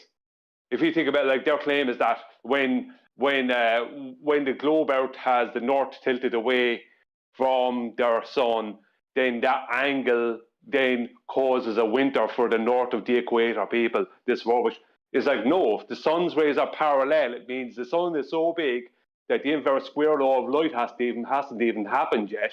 So if they haven't even started diverging yet, then everywhere is getting those sun rays. So there can only be one winter when their globe Earth is furthest from the sun, and one summer when the globe Earth is closest to the sun. Then they have two kind of, I don't know, two spring autumns or some nonsense. Do you know what I mean? It doesn't work. They can't have 4 seasons for 2 hemispheres with parallel sun rays. So the whole thing, the parallel sun rays is terrible for them. So I don't know. I suppose they have to claim it, but I don't know where they're going with it. They're going to parallel sun. Go ahead, Mitchell. Go ahead. Yeah, parallel sun rays is absolutely devastating for them. You look at those diagrams where the sun has parallel sun rays going straight to the Earth. Are they saying that it's a spotlight now? Is it a directional spotlight straight to the Earth? Can you not see these sun rays anywhere else if they're parallel straight to the Earth? This is devastating for them. Yep. Like I said, they're holding 3 mutually exclusive positions as true at the same time. 3. That's what Mitchell said there is spot on. Yeah. So just to come back, Mitchell, if you want to elaborate, yeah, the behaviour is exactly what you see in the diagram that's on screen now. The behaviour you see is described by a parabolic mirror behind a light source, like the sun, a bulb which emits one way. The parabolic mirror is what creates the umbra penumbra. So if you go into your shed and take your torch out, you'll get the umbra penumbra. Yeah, it's the parabolic nature that creates those additional lines. But if the only source, yeah, is a circular sphere where the light emanates off of the surface, you can't get those additional lines. It requires the parabolic mirror behind it, flashlight, as Mitchell says, to give you those shaded areas. Can I try? Go ahead. These pictures now showing that what we experience in real life, that what is that picture now, is that true? Which picture are you talking about? All that sun with going through clouds and oh, these pictures. Sorry, yeah, you're on a bit of a delay if you're watching the if you're on the watch page. Yeah, but I want to ask about Eratosthenes. Let's put them all up there. There you go. Go ahead. If that does we experience that in nature, that means that we can conclude that somehow it looks local in all that pictures. And that with that conclusion that sun is local, we can say that Eratosthenes is proving that the Earth is flat. That would be correct. I don't think you need to go because define distance, Sasha. Yeah. Yeah, but listen, Eratosthenes is working. They say on the boat, on the flat and the curved surface. But listen this, okay, but we have the sun 93 million miles away. But in reality, we have the examples of local sun, not of that in reality, I'm saying now.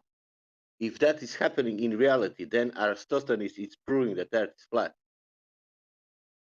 Oh, we totally agree with that, absolutely, because I looked into this thing with Eratosthenes, and what he actually did was he basically set up a 500-mile longitude line. That's basically what he did. A 500-mile longitude line between Cayenne and Alexandria.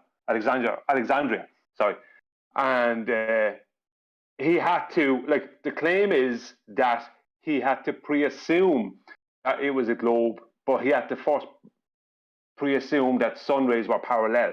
But if you don't pre-assume the sun rays are parallel, then there's only one outcome from that, and it's not globe. Yeah. Yep. Well, I'm not poo-pooing you. I'm saying the point, we don't have to geolocate the position of the sun. It's not relevant to demonstrate whether it's near or far.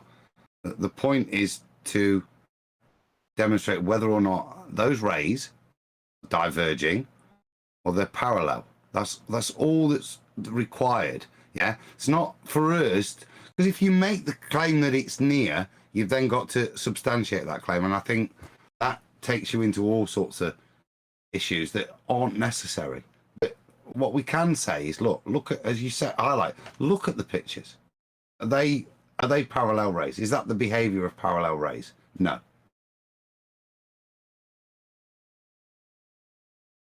But even that story about 2,000 years ago, if you want to, repeat that story, we cannot to do today, because who can put one stick here and go 100 miles in straight line and say this is straight line? I was going to do latitude, I don't know, straight. We can do that, can't we? We can say you need a phone to translate local time to the other geographic position. It's the only way to do it is instant communication, all those things. But fundamentally, you can get caught up in those arguments, and I do. Actually, at this crux, the premise of Eratosthenes is that for his mathematics to work, yeah, to calculate the size of the sphere, yeah, the rays are coming in parallel. So the only thing needed to destroy it isn't to geolocate the sun, all of the other stuff. It's just, are they parallel? Well, by their own description, as I've rambled on about how it comes off, and as you highlighted, those images of reality, are they parallel lines?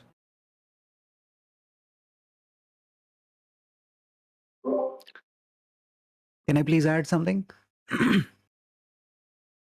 Yes, go ahead. So I have a little bit of a problem with a few of those images where the sun is far away at the distance and the rays emanating from the sun, we are calling that they are divergent, or from our perspective, they are converging at one particular point, which is the location of the sun.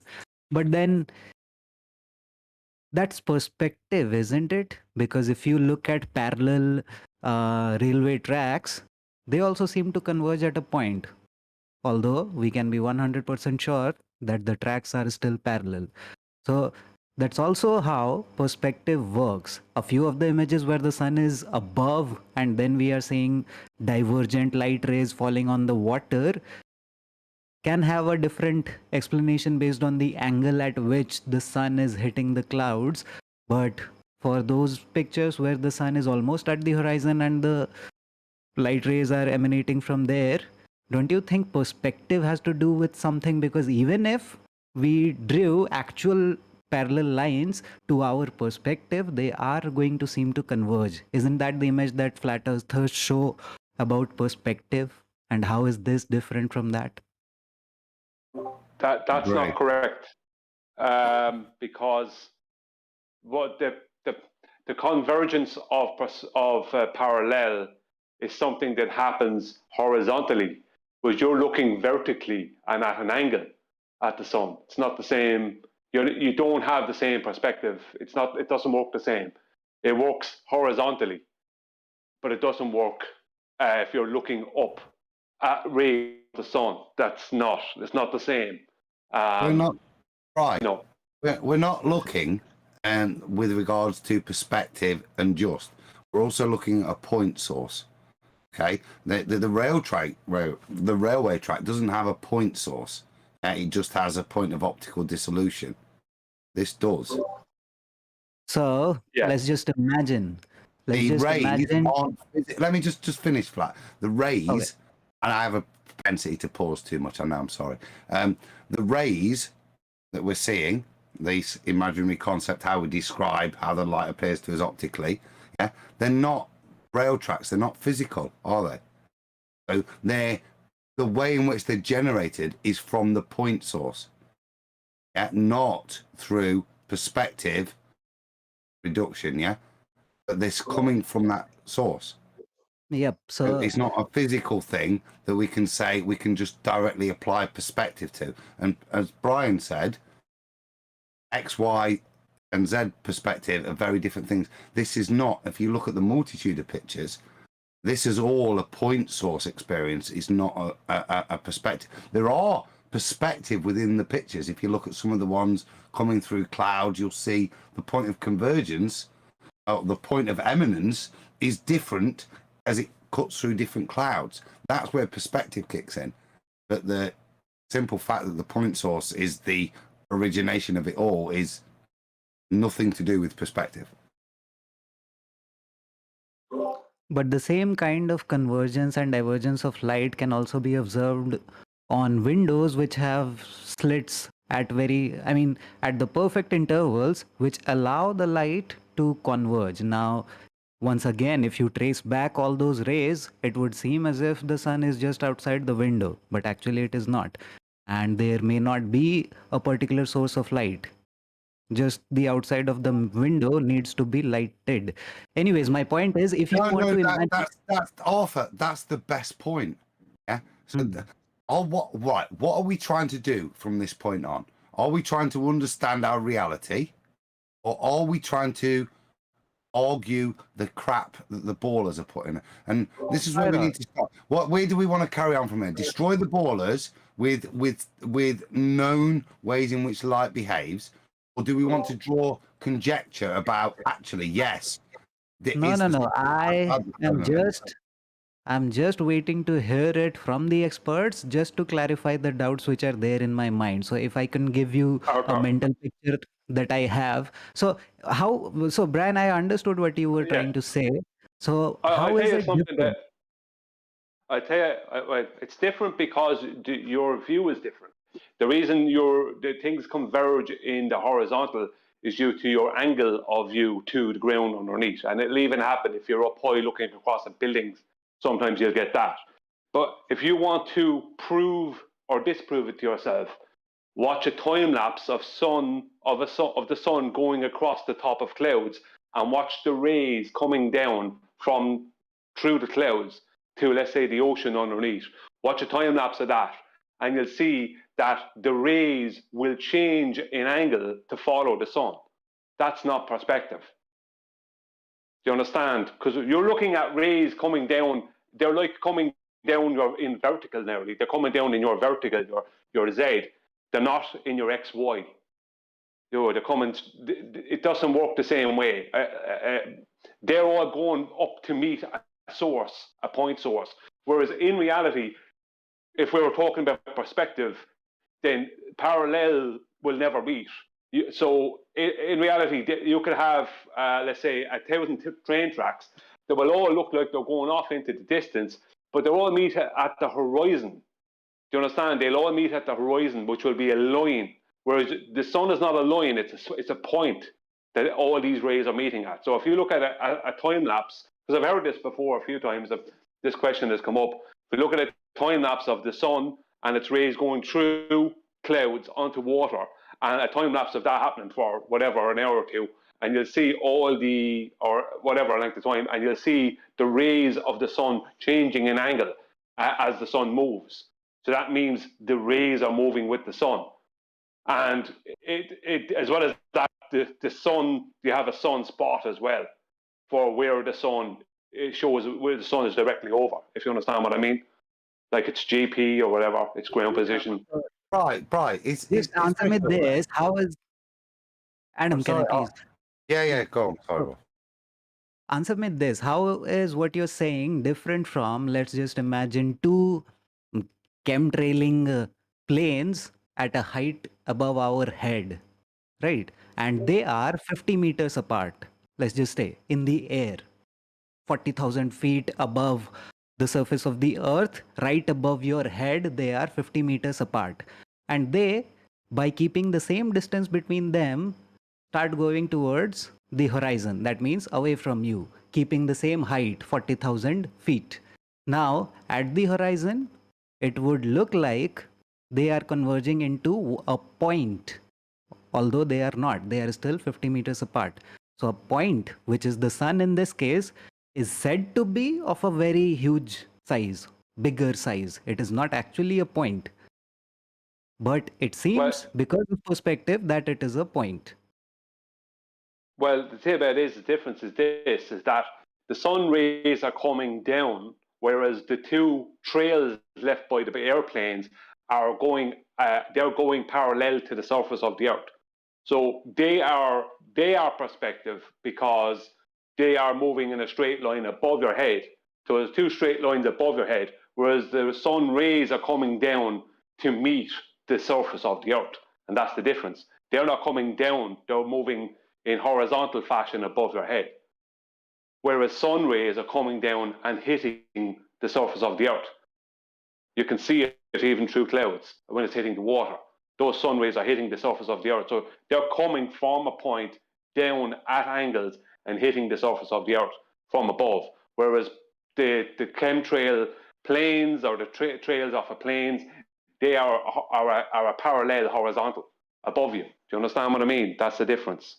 So that when it's horizontal, it's always perspective. But when it's coming down from above, like with sun rays, then it's a different type. It's not perspective, because it just doesn't work that way. No, you can't say it's not perspective. It's perspective plus maybe a few other things, but perspective is still there. Well,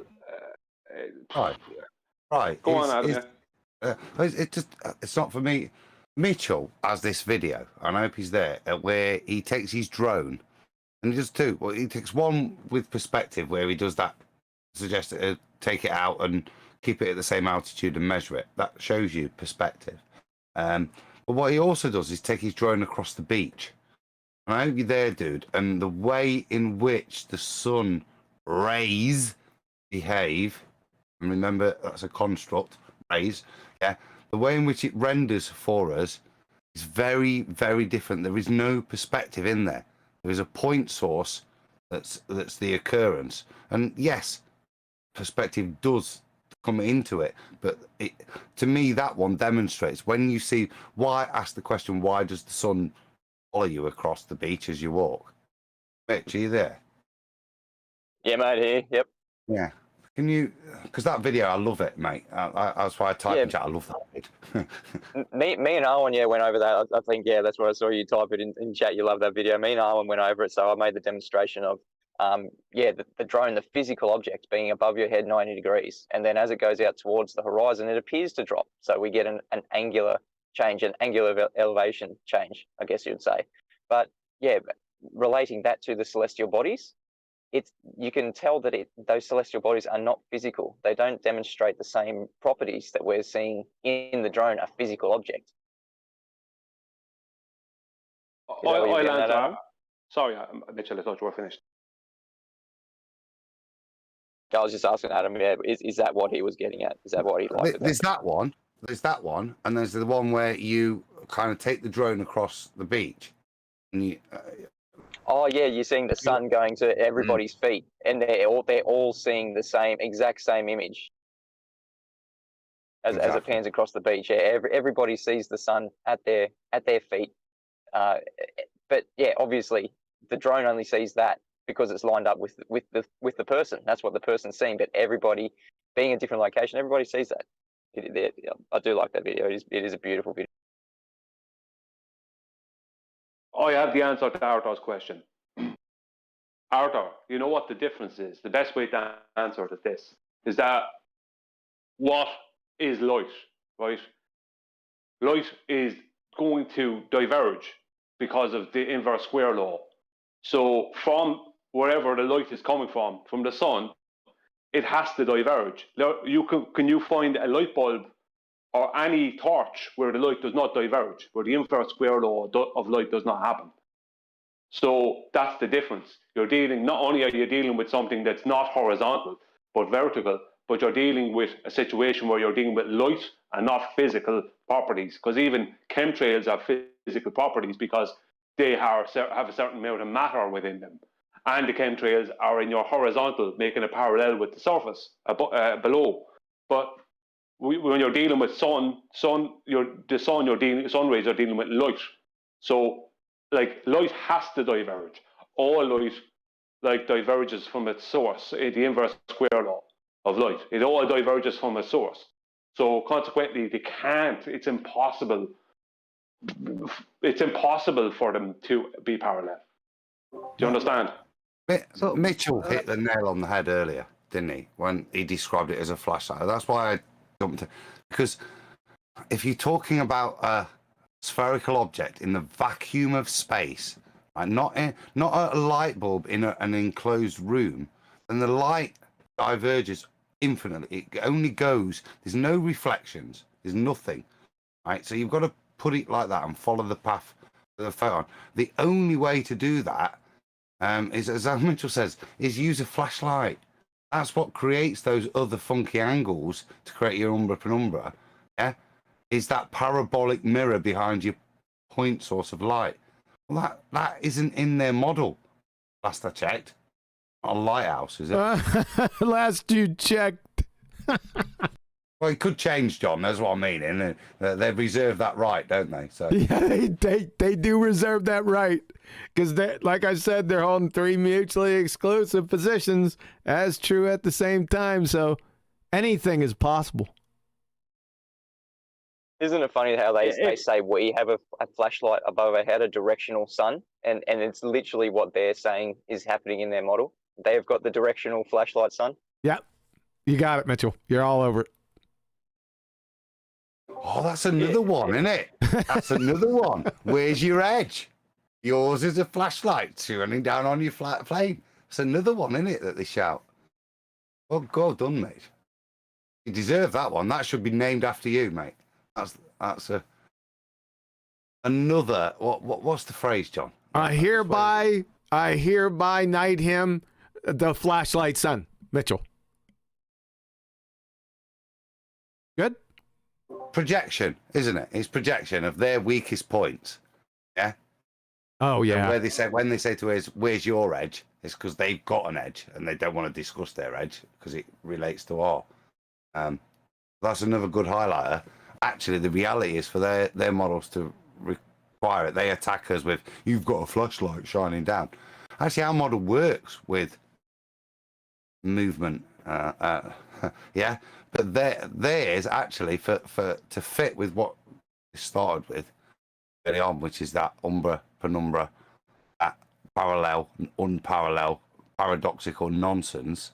The only way they can do it is, like I said, to stick a parabolic mirror behind their sun, right, and turn it into a flashlight. So yeah, respect, Mitch. Yep, he's all over it. Yep. Flat Earther, did that satisfy you?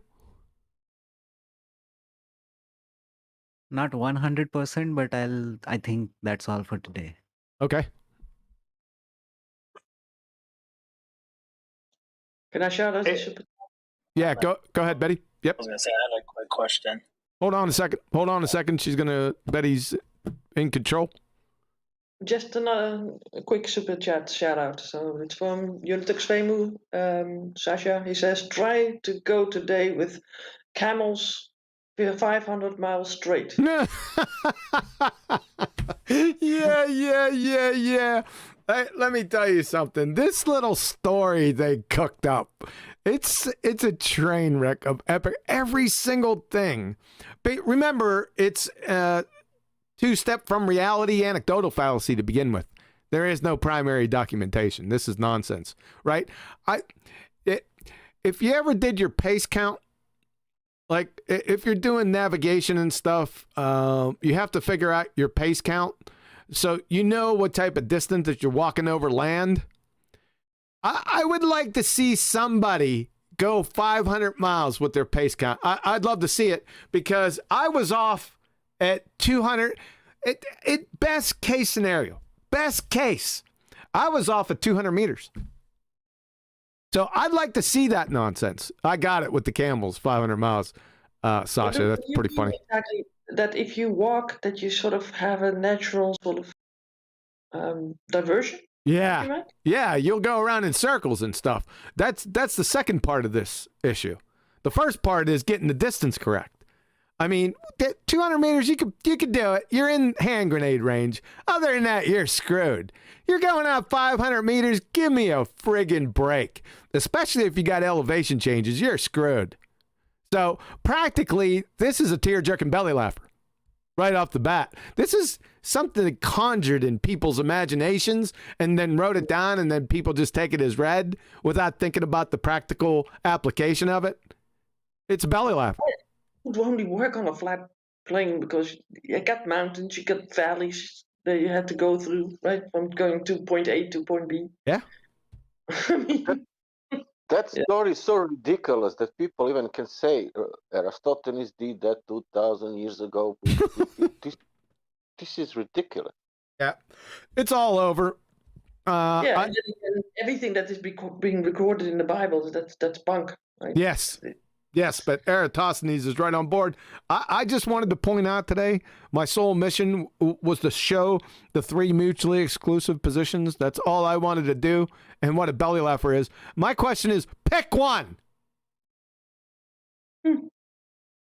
I want to know which one they're going to pick. Why? They want three of them. Yeah, right. Because as soon as you iron out and pick one, you're finished. True. The ball tard's over. By the way, if you didn't realize it out there. Hopefully there's some new people watching who've caught this. It's just your typical, it's not only double speak this time, it's triple speak. Go ahead. Well, we got a contender here in the chat that probably wants to be unmuted. Ellen of Cyrene. No. Not going to happen. Nope. All right.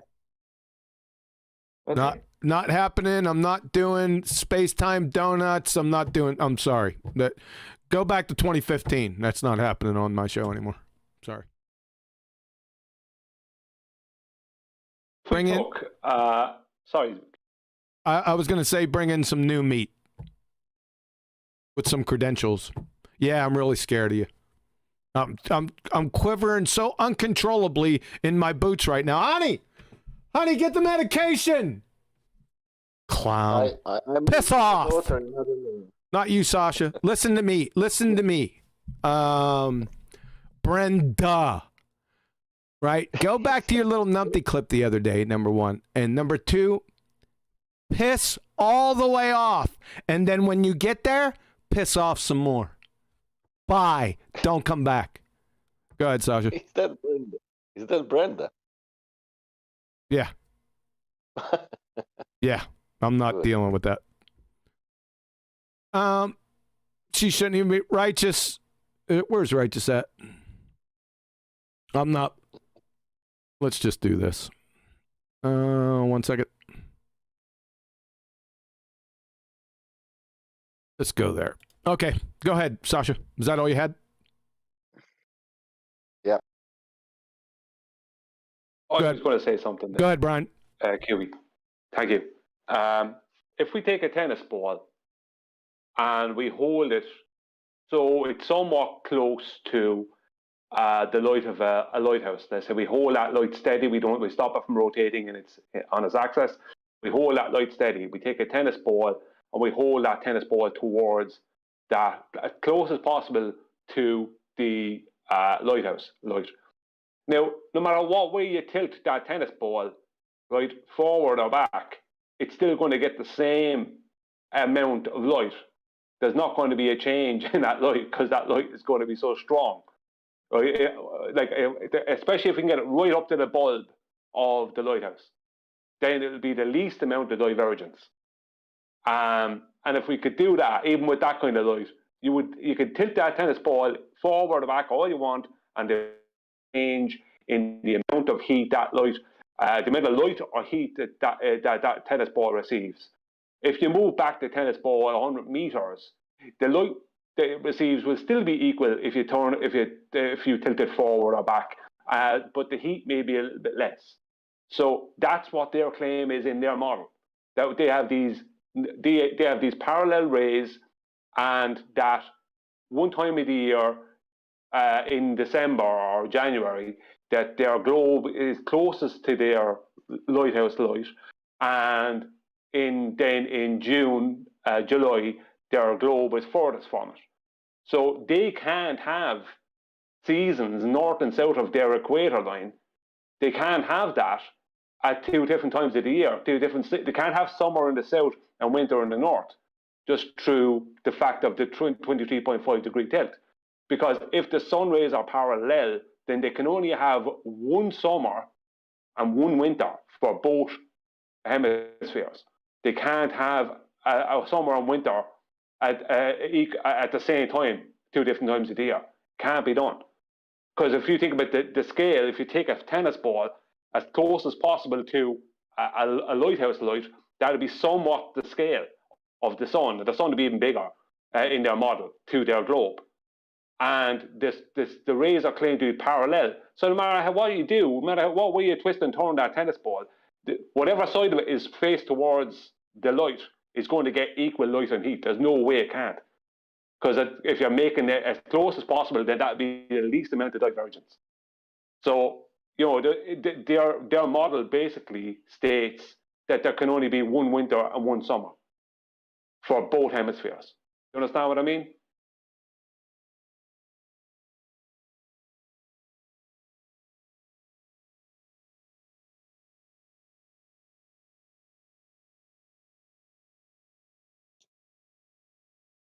John? Yeah. Sorry, I just had to step away for a second. I thought you were eating your banana again. No, that's done. Brian, I missed a good part of your what you said. I had to step away. I'm sorry about that. But I think I caught the last bit of it. I heard you talking about it before, about the seasons and stuff. Is that what you were saying? Well, I mean, basically what I'm saying is that for scale for their model, if you take a tennis ball and you hold it as close as possible to the bulb of a lighthouse, then that'll be the least amount of divergence of rays that you can come up with as far as a big light on a small sphere. Right. And any way you tilt that tennis ball, it's not going to get any less heat or light. Right? The only way it'll get less heat will be if you move it back 100 meters. Right. But even at that, the light will still be equal on it. Right. If you understand what I mean. Yes. On scale. Yep. So they can have a summer in the north and a winter in the south, and vice versa then 6 months later, if you understand what I mean. I think I'm tracking with you. I haven't thought about it, and that's it. Go ahead, Adam. You were going to say something? I just want to paint it in reality. Yeah, we've had a shit summer. It was really nice and warm around Easter. Yeah, and we had a crap summer with all of August. Yeah, just after midsummer, being under the 20s. Yeah, 2 days ago, the 10th of October. It was 22 degrees here. Season regulated by distance of the sun is nonsense. Adam, that's climate change. You don't understand. It wasn't warmer when I was closer. It was freaking colder by a significant percentage. Yeah, that's my point. Not always got warmer in your winter. Lovely, that'd be nice. Yeah, I'd appreciate that. And it's all because of us. We are too much populated in this world. Yeah, but I'd like to go back to that point, to Adam, just to point out, I'm not trying to, be a stick in the mud, but temperature is governed by more than just the proximity to the heat source, because you got weather, you got winds,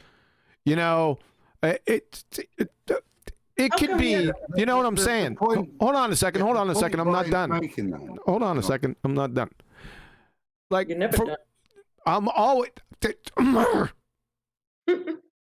Now, I'm in the Midwest in Missouri, home of the Missouri boat ride. I'll just give you an example. Especially around this time of year, fall or in the spring, right? It depends on the wind shifts. If the wind shifts from the south and we get all that Gulf air coming up, it'll heat you up to where you can't believe. But if that wind shifts, if you got weather patterns that shift and bring any Arctic masses down, you'll freeze your nuggets off. You see where I'm going with this? Yeah, but those winds can't be there, right? I'm saying there's more to temperature than that heat tab in the sky. It's important. I'm not saying that it's not. I'm just saying there's some other factors that we have to take into consideration. I'm saying the world is running, is turning, right? Like they say, that like the world is turning, right? Then we get only one way wind. Oh, gee, we're not going down that road. Well, there is in reality, but and this is the point Brian's making, but not in their model, okay? Because the differential of distance to the heat source is so much. This is what is purported to play. Now they play it out that the angle of inclination, because the light's parallel, it equates for that. That's why we get these seasons. They have all this nonsense based on it, but it's based on the fact of distance and angle of inclination from parallel rays from a heat source. Yeah. Right. Now, when I was a kid, I used to like take a bit of bread, bed, and I had a little lamp, and I could put a bit of bread on the lamp, and it'd turn it into toast. Right. It was at no point was there a magical situation, right, where I could take it away from the toasty point of summer, put it into autumn, fall, yeah. There was no other set of conditions that would allow that bread to toast. It just didn't even get warm. Right. Yeah. Right. That's the reality. I see what you're saying. I'm following you, and I think that's what Brian was talking about. Right, Yeah, Brian? Well, yeah. Fucking him. Oh, yeah. Well, I was talking like in their model, there was no way for there to be a summer and a winter both simultaneously on our globe. It has to be either summer or winter everywhere, and some kind of an autumn, spring in between. You couldn't have 4 seasons for 2 different hemispheres. You couldn't have that because of what they're claiming. It'd be impossible. As I say, a tennis ball next to the light of a lighthouse. I mean, how big would that light be in comparison? Like the sun would be bigger again. Right. That would be small in comparison. That you could use a marble if you wanted. It still wouldn't maybe even be right for scale. You know, the point is their model. You can't have 4 seasons for 2 hemispheres, if you know what I mean. In what they claim, that was my point. I got you. No matter what you do with a tennis ball close to tilt the tennis ball forward or back, it doesn't matter. 23.5 degrees. That's not going to change. Yeah, I'm following the you. light heat is getting off a lighthouse. Yeah, right. It's preposterous. I see what you're saying. Yeah. Good point. Who's seen that video by, I think it's Friend of Yahweh, the YouTube video channel, Friend of Yahweh, Tilt the Marshmallow, Charlie?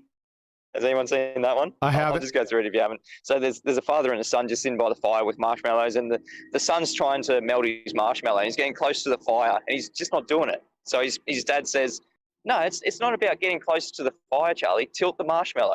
And he tilted it, and it burst into flames. Just tilt it. Too funny. Very good. Very good. Okay, you know what? This was a really good show. I enjoyed it a lot. I like the simple ones and catching them in their tomfoolery. And this is one of the occasions. And I shouldn't have put it off this long. I'm not talking about the elevation angles. That's well dialed, but I'm talking about the Eratosthenes, and their eclipse issues. Well, I'm just thinking, are we going to end on Mitchell's bold claim that marshmallows, s'mores, disprove heliocentric seasons? I'm having a problem how you're equating s'mores with just marshmallows. Isn't it more than that? Well, yeah. So to get your s'mores, though, you've got to tilt your marshmallow at a certain angle, yeah, to make it cook properly. You get the distance, yeah, before you stick it between your biscuits, isn't it? Between the biscuits. Between the whisker biscuit. I never get that far. I just eat them. I cook the marshmallows. I don't want a biscuit. I just want that hot, tasty, sugary goodness. Oh, here we go. Right into food. Is Nathan around? No, it looks like he friggin' popped smoke a long time ago. You can relax. But I think that's a bold claim, but I'm with it. Yeah, that marshmallows do disprove heliocentric seasons. Yeah, this was good times, man. Outstanding. Hey, Betty, any more? Let's go ahead and finish up. Any more admin? Nope. Not at this minute. No. All right, let's head down. Channel shout outs, final thoughts, and let's make it snappy. Okay, so Brian's logic. I think you're the first one on the list. Hey, Betty. Thanks for having me on. I really enjoyed it. I wasn't on for the past few. My channel is Brian's Logic on YouTube. If you wanted to subscribe or like anything there, you're welcome. Thank you. Thanks, Brian. Concise. Yeah. Flat Arthur, still awake? Yep, I made it. Yes. You made it to the end of the show. Yay. Go on. So I had only one thing to say. I did not get the marshmallow joke and any of your marshmallow references. Me neither, Arthur. That doesn't matter. Just let it slide. Oh, no, don't let it slide. Mitchell, I got it. Oh, good God. Explain it. Just tilt the marshmallow and it'll burst into flames. It's not about proximity. That's the joke. Tilt the marshmallow. It's all about tilting the marshmallow, Charlie.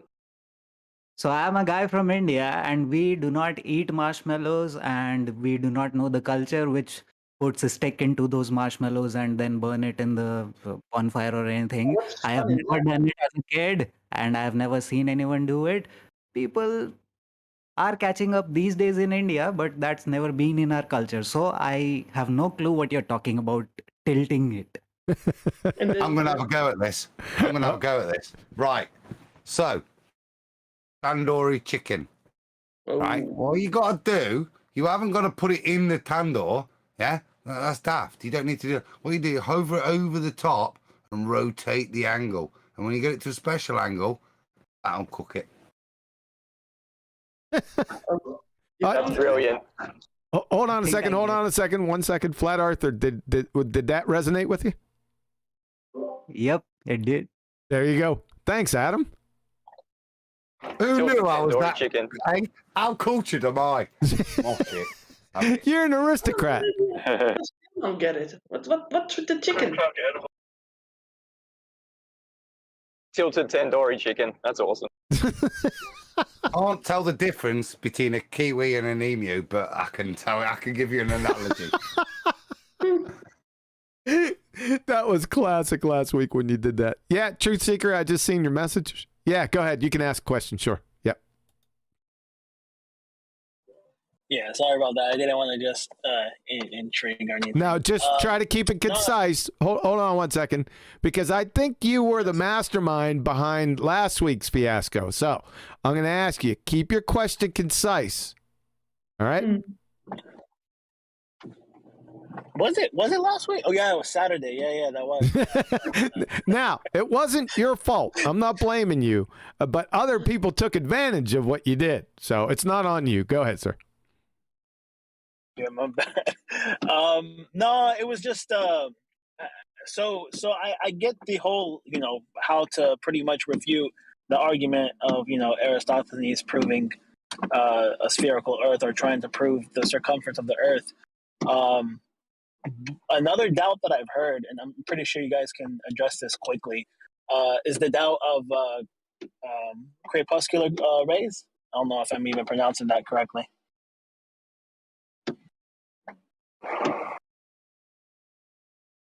What doubt? Can you elaborate on the doubt? Just so what the doubt is. So the Crepuscular Rays. So they pretty much say that the reason why they say that the sun is parallel, but because it comes in, the reason why it comes in divergent is because of a perspective effect. We dealt with that for the past hour.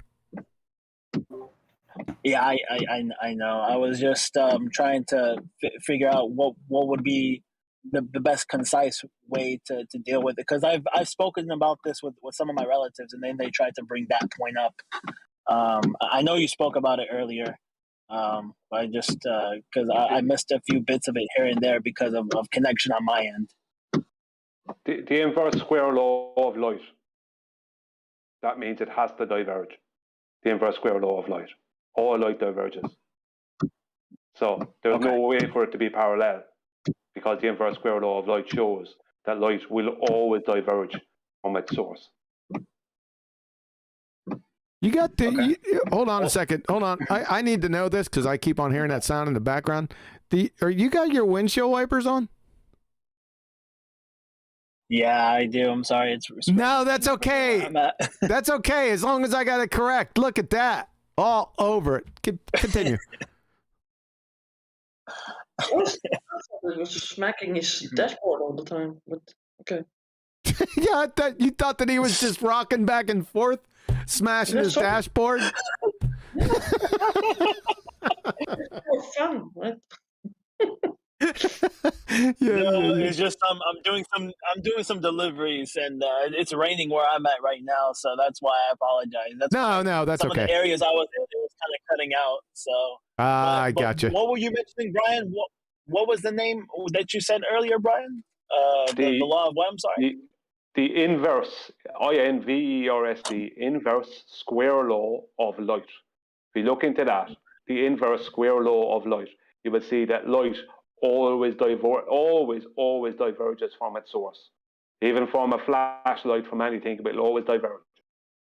So that's why sun rays have to be divergent, because they must diverge from their source. Okay, perfect. That's pretty much everything. That's the clarification I needed. Because I've had this discussion with some of my relatives about it, and then they like to bring up the whole Eratosthenes thing. And the first thing I mentioned to them is, well, he presupposed sphere Earth, and then he had to place the sun at a certain miles. I think it was like 3 million miles in order for his experiment to work, and it still did it at the end. Yeah, it's not an experiment, by the way. I already dealt with that. You know what? You should bring some of your relatives on the show. I need to, yes. I definitely do. Every time I try to bring up some of these points, they're just like, they always like to, put the hand up like, oh, okay. Yeah. Like, what?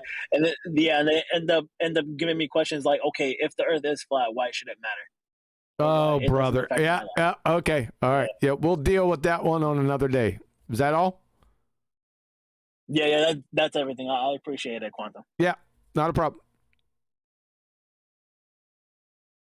Betty, you got the con again? Well, it's easy. We're going down the list again. And we go to Mitchell. Yeah, I'm Mitchell from Australia, same name. On YouTube, I run a daily show called Flat Earth School. Catch me at the same time as QE, 2 p.m. Central. That's why I'm here today. Yeah, just catch my show on YouTube. We're definitely not living on a globe. We definitely don't have a spotlight for a sun. It's all farcical. It's a great show today. Thanks, guys. Thanks a lot, Mitchell. Well, Mitchell? My channel? Mitchell from Australia. No, I said, did you do a simulcast so that the same time as now, right? No. I'm exclusively on QE's channel. I'm going to mirror this on my channel after. Oh, okay. Yeah. Okay, good. It's all QE. Okay, then we go to Sasha. Well, nothing special. Nice to be here. And I'm not watching Netflix. I'm spending my time watching this show. Good. Thanks, Sasha. Everybody can, choose, go to cinema or something. I choose this. My opinion, only my, choice, nothing else. But good show. Eratosthenes especially. Yeah. Thanks for your dedication, Sasha, and good luck with those camels. You can buy women for the camels. But who knows? Maybe he had some other animals and helped more than. Maybe it was not only camels. Yeah, dumb animal. No, some No, I didn't say before. Maybe some oasis was like a point of reference. You know, this oasis of water, it's straight to that line, and then that's it. Bullshit. All right, Sasha, thanks. Appreciate it. Adam, go ahead and round us out, man. Cool. Well, I'm going to try and be brief. So I've got 14 points. Yeah, right. Betty will wring your neck. On the presentation, I won't make any comment other than wicked. I think the amount of chatter it generated speaks for itself. Yeah. So the only point I want to really reiterate is what Brian just said at the end there in response to the Truth Seeker. The inverse square law is exceptionally useful in a number of arguments, particularly the luminosity of the moon, for example. But in terms of what we discussed tonight, its whole description requires divergence and it describes the behavior of light, and it requires divergence. So yeah, I thought that was a fantastic point from Brian, and kind of if you want to go into detail, it really does help. You can maths the crap out of them with this formulas and all sorts, but fundamentally, like I said, it shows divergence, doesn't it? Yeah, these guys have been killing it, man. Brian's been killing it. Yeah, Brian and Mitchell, they're up and comers. You better watch yourself, Adam. Oh, I look forward to it. I look forward to it. Other than that, I'll finish with just saying I'm going to spam it again. He's there tonight. He's Flat Arthur's channel. Love it. Wicked. Like I say, as long as it's English version, go and enjoy it. Unless you are fluent in the South Continent's lingos. I'm not even sure particularly which dialect it's in, Arthur. But I said the English shows for me fantastic. I really enjoyed the bits I've seen, and I point people towards it because it's a very civilized chat. Very civilized. I really did enjoy it. But yeah, other than that, cheers, QE. It was a good show. And I don't think, and I'll stand to be corrected, I don't think I rumpushed you tonight. QE did, I know, but that's a damn lie. You rumpused her once that I heard. Damn. Well, I think Adam did a good job today, not trying to rumpus me. Yes. You, on the other hand, John. I don't want to hear it. But Adam, since you talked about the Celts and that, are you going to do a presentation on that? Because I think that might be good for your show one time. Yeah, I think what I'm looking into is with 10th. I'm just kind of researching it, and genuinely, it's lovely the way stuff is unveiled to you, isn't it? Sometimes if you search on with it, and to see that, because like for years I've always wondered, what's all that cross about? Yeah, and there's no issues with whichever Christianity you follow, because it's like I say, the Celtic Cross is post-Christian even, and that's why you question why is it like that. But for you to incorporate the sign of the cross within something that measures the heavens, I just thought was fantastic and interesting that these geeky historians that go out there, and I say to have its valid, the way the guy discovered this was like I said, via the pyramids. Just completely benign research. He wasn't interested in trying to prove a sextant. He was interested in trying to find out what's that pile of crap in the Queen's shaft in the Queen's chamber. And so for it to link back and then to see that, I love stuff like that. So I don't know, there's a presentation there because I'll be on to something else next week, Betty. But and I sort of understand that the whole Celts and stuff, the history of that might be amazing too. Well, yeah. It depends where you want to follow, which routes you follow. But I would take the route of Akhenaten and Scotia and look at that heritage through the Basque region and then into Hibernia and like I say, that to the forming of Scotland. I think that history's there from the Egyptians. It's a shared past we have, yeah. Yeah. Well, maybe you can do something on your show one time, right? I don't have a show. I love just being around you guys. Yeah, no, you have a thing, right, going on with some of your presentations and stuff. So I tell you what I'd want to do is link with what you're doing. Once you've done your bit, yeah?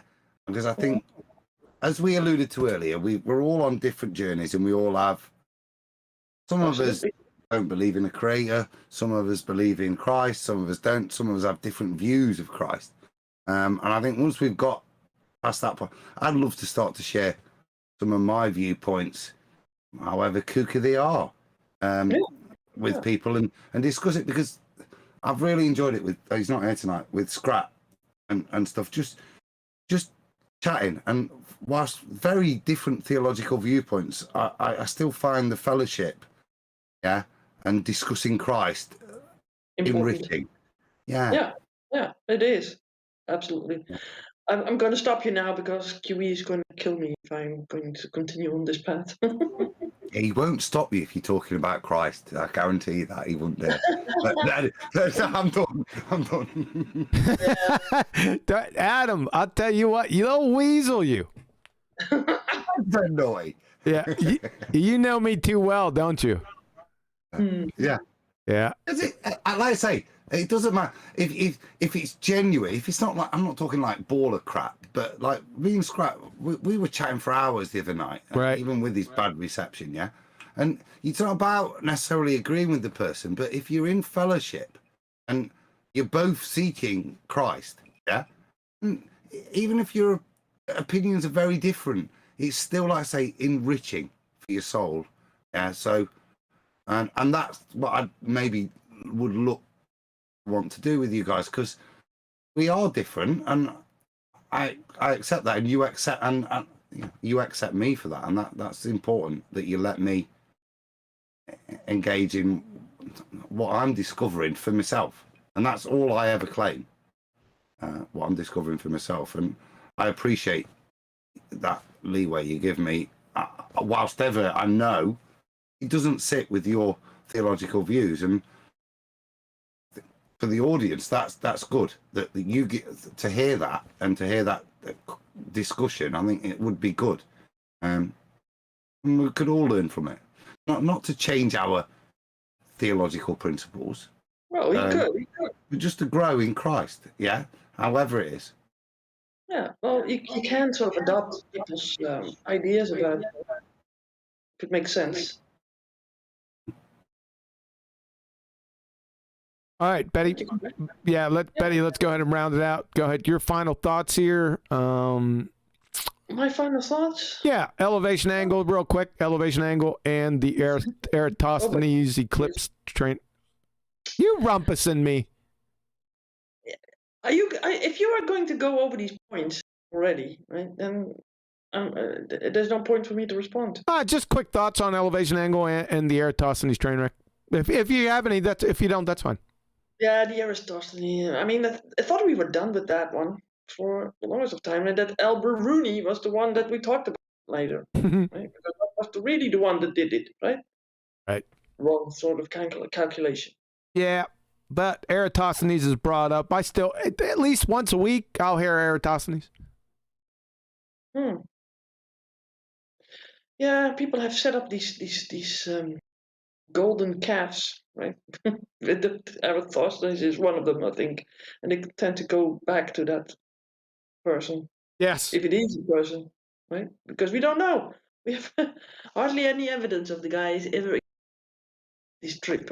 I don't really care at this point if he did it. I hope and he did, because whatever they parroted from him, it's belly laughing nonsense. He's finished. He existed the person in history that they attribute it to him existed. So Eratosthenes was a librarian in Alexandria, as far as I understand. But how there's no attribution with any of the other documents other than the story that's given to Eratosthenes, the historical character, and that pseudo experiment. Right, it was 150 to it was a bunch of years later. I think it was Cleomedes and Strabo, if I'm not mistaken. It was hundreds of years after he lived, so they didn't know him. Yeah, sort of like the same thing that we are talking about people that lived 100 years before us, right? Right. Betty, it's a bit like Newton, isn't it? It's ascribed to him afterwards. He probably wanted nothing to do with it, like Newton and gravitation. But we talk about people saying things or claiming that he might not ever done, and how foolish is that, right? Because we have no writing of him of his own hand. Nope. No primary documentation. You're right. So no secondary witnesses at the same time period. Whatever. Nothing. There's. All you got is secondary and tertiary anecdotal fallacies for Eratosthenes. Yeah. Yeah.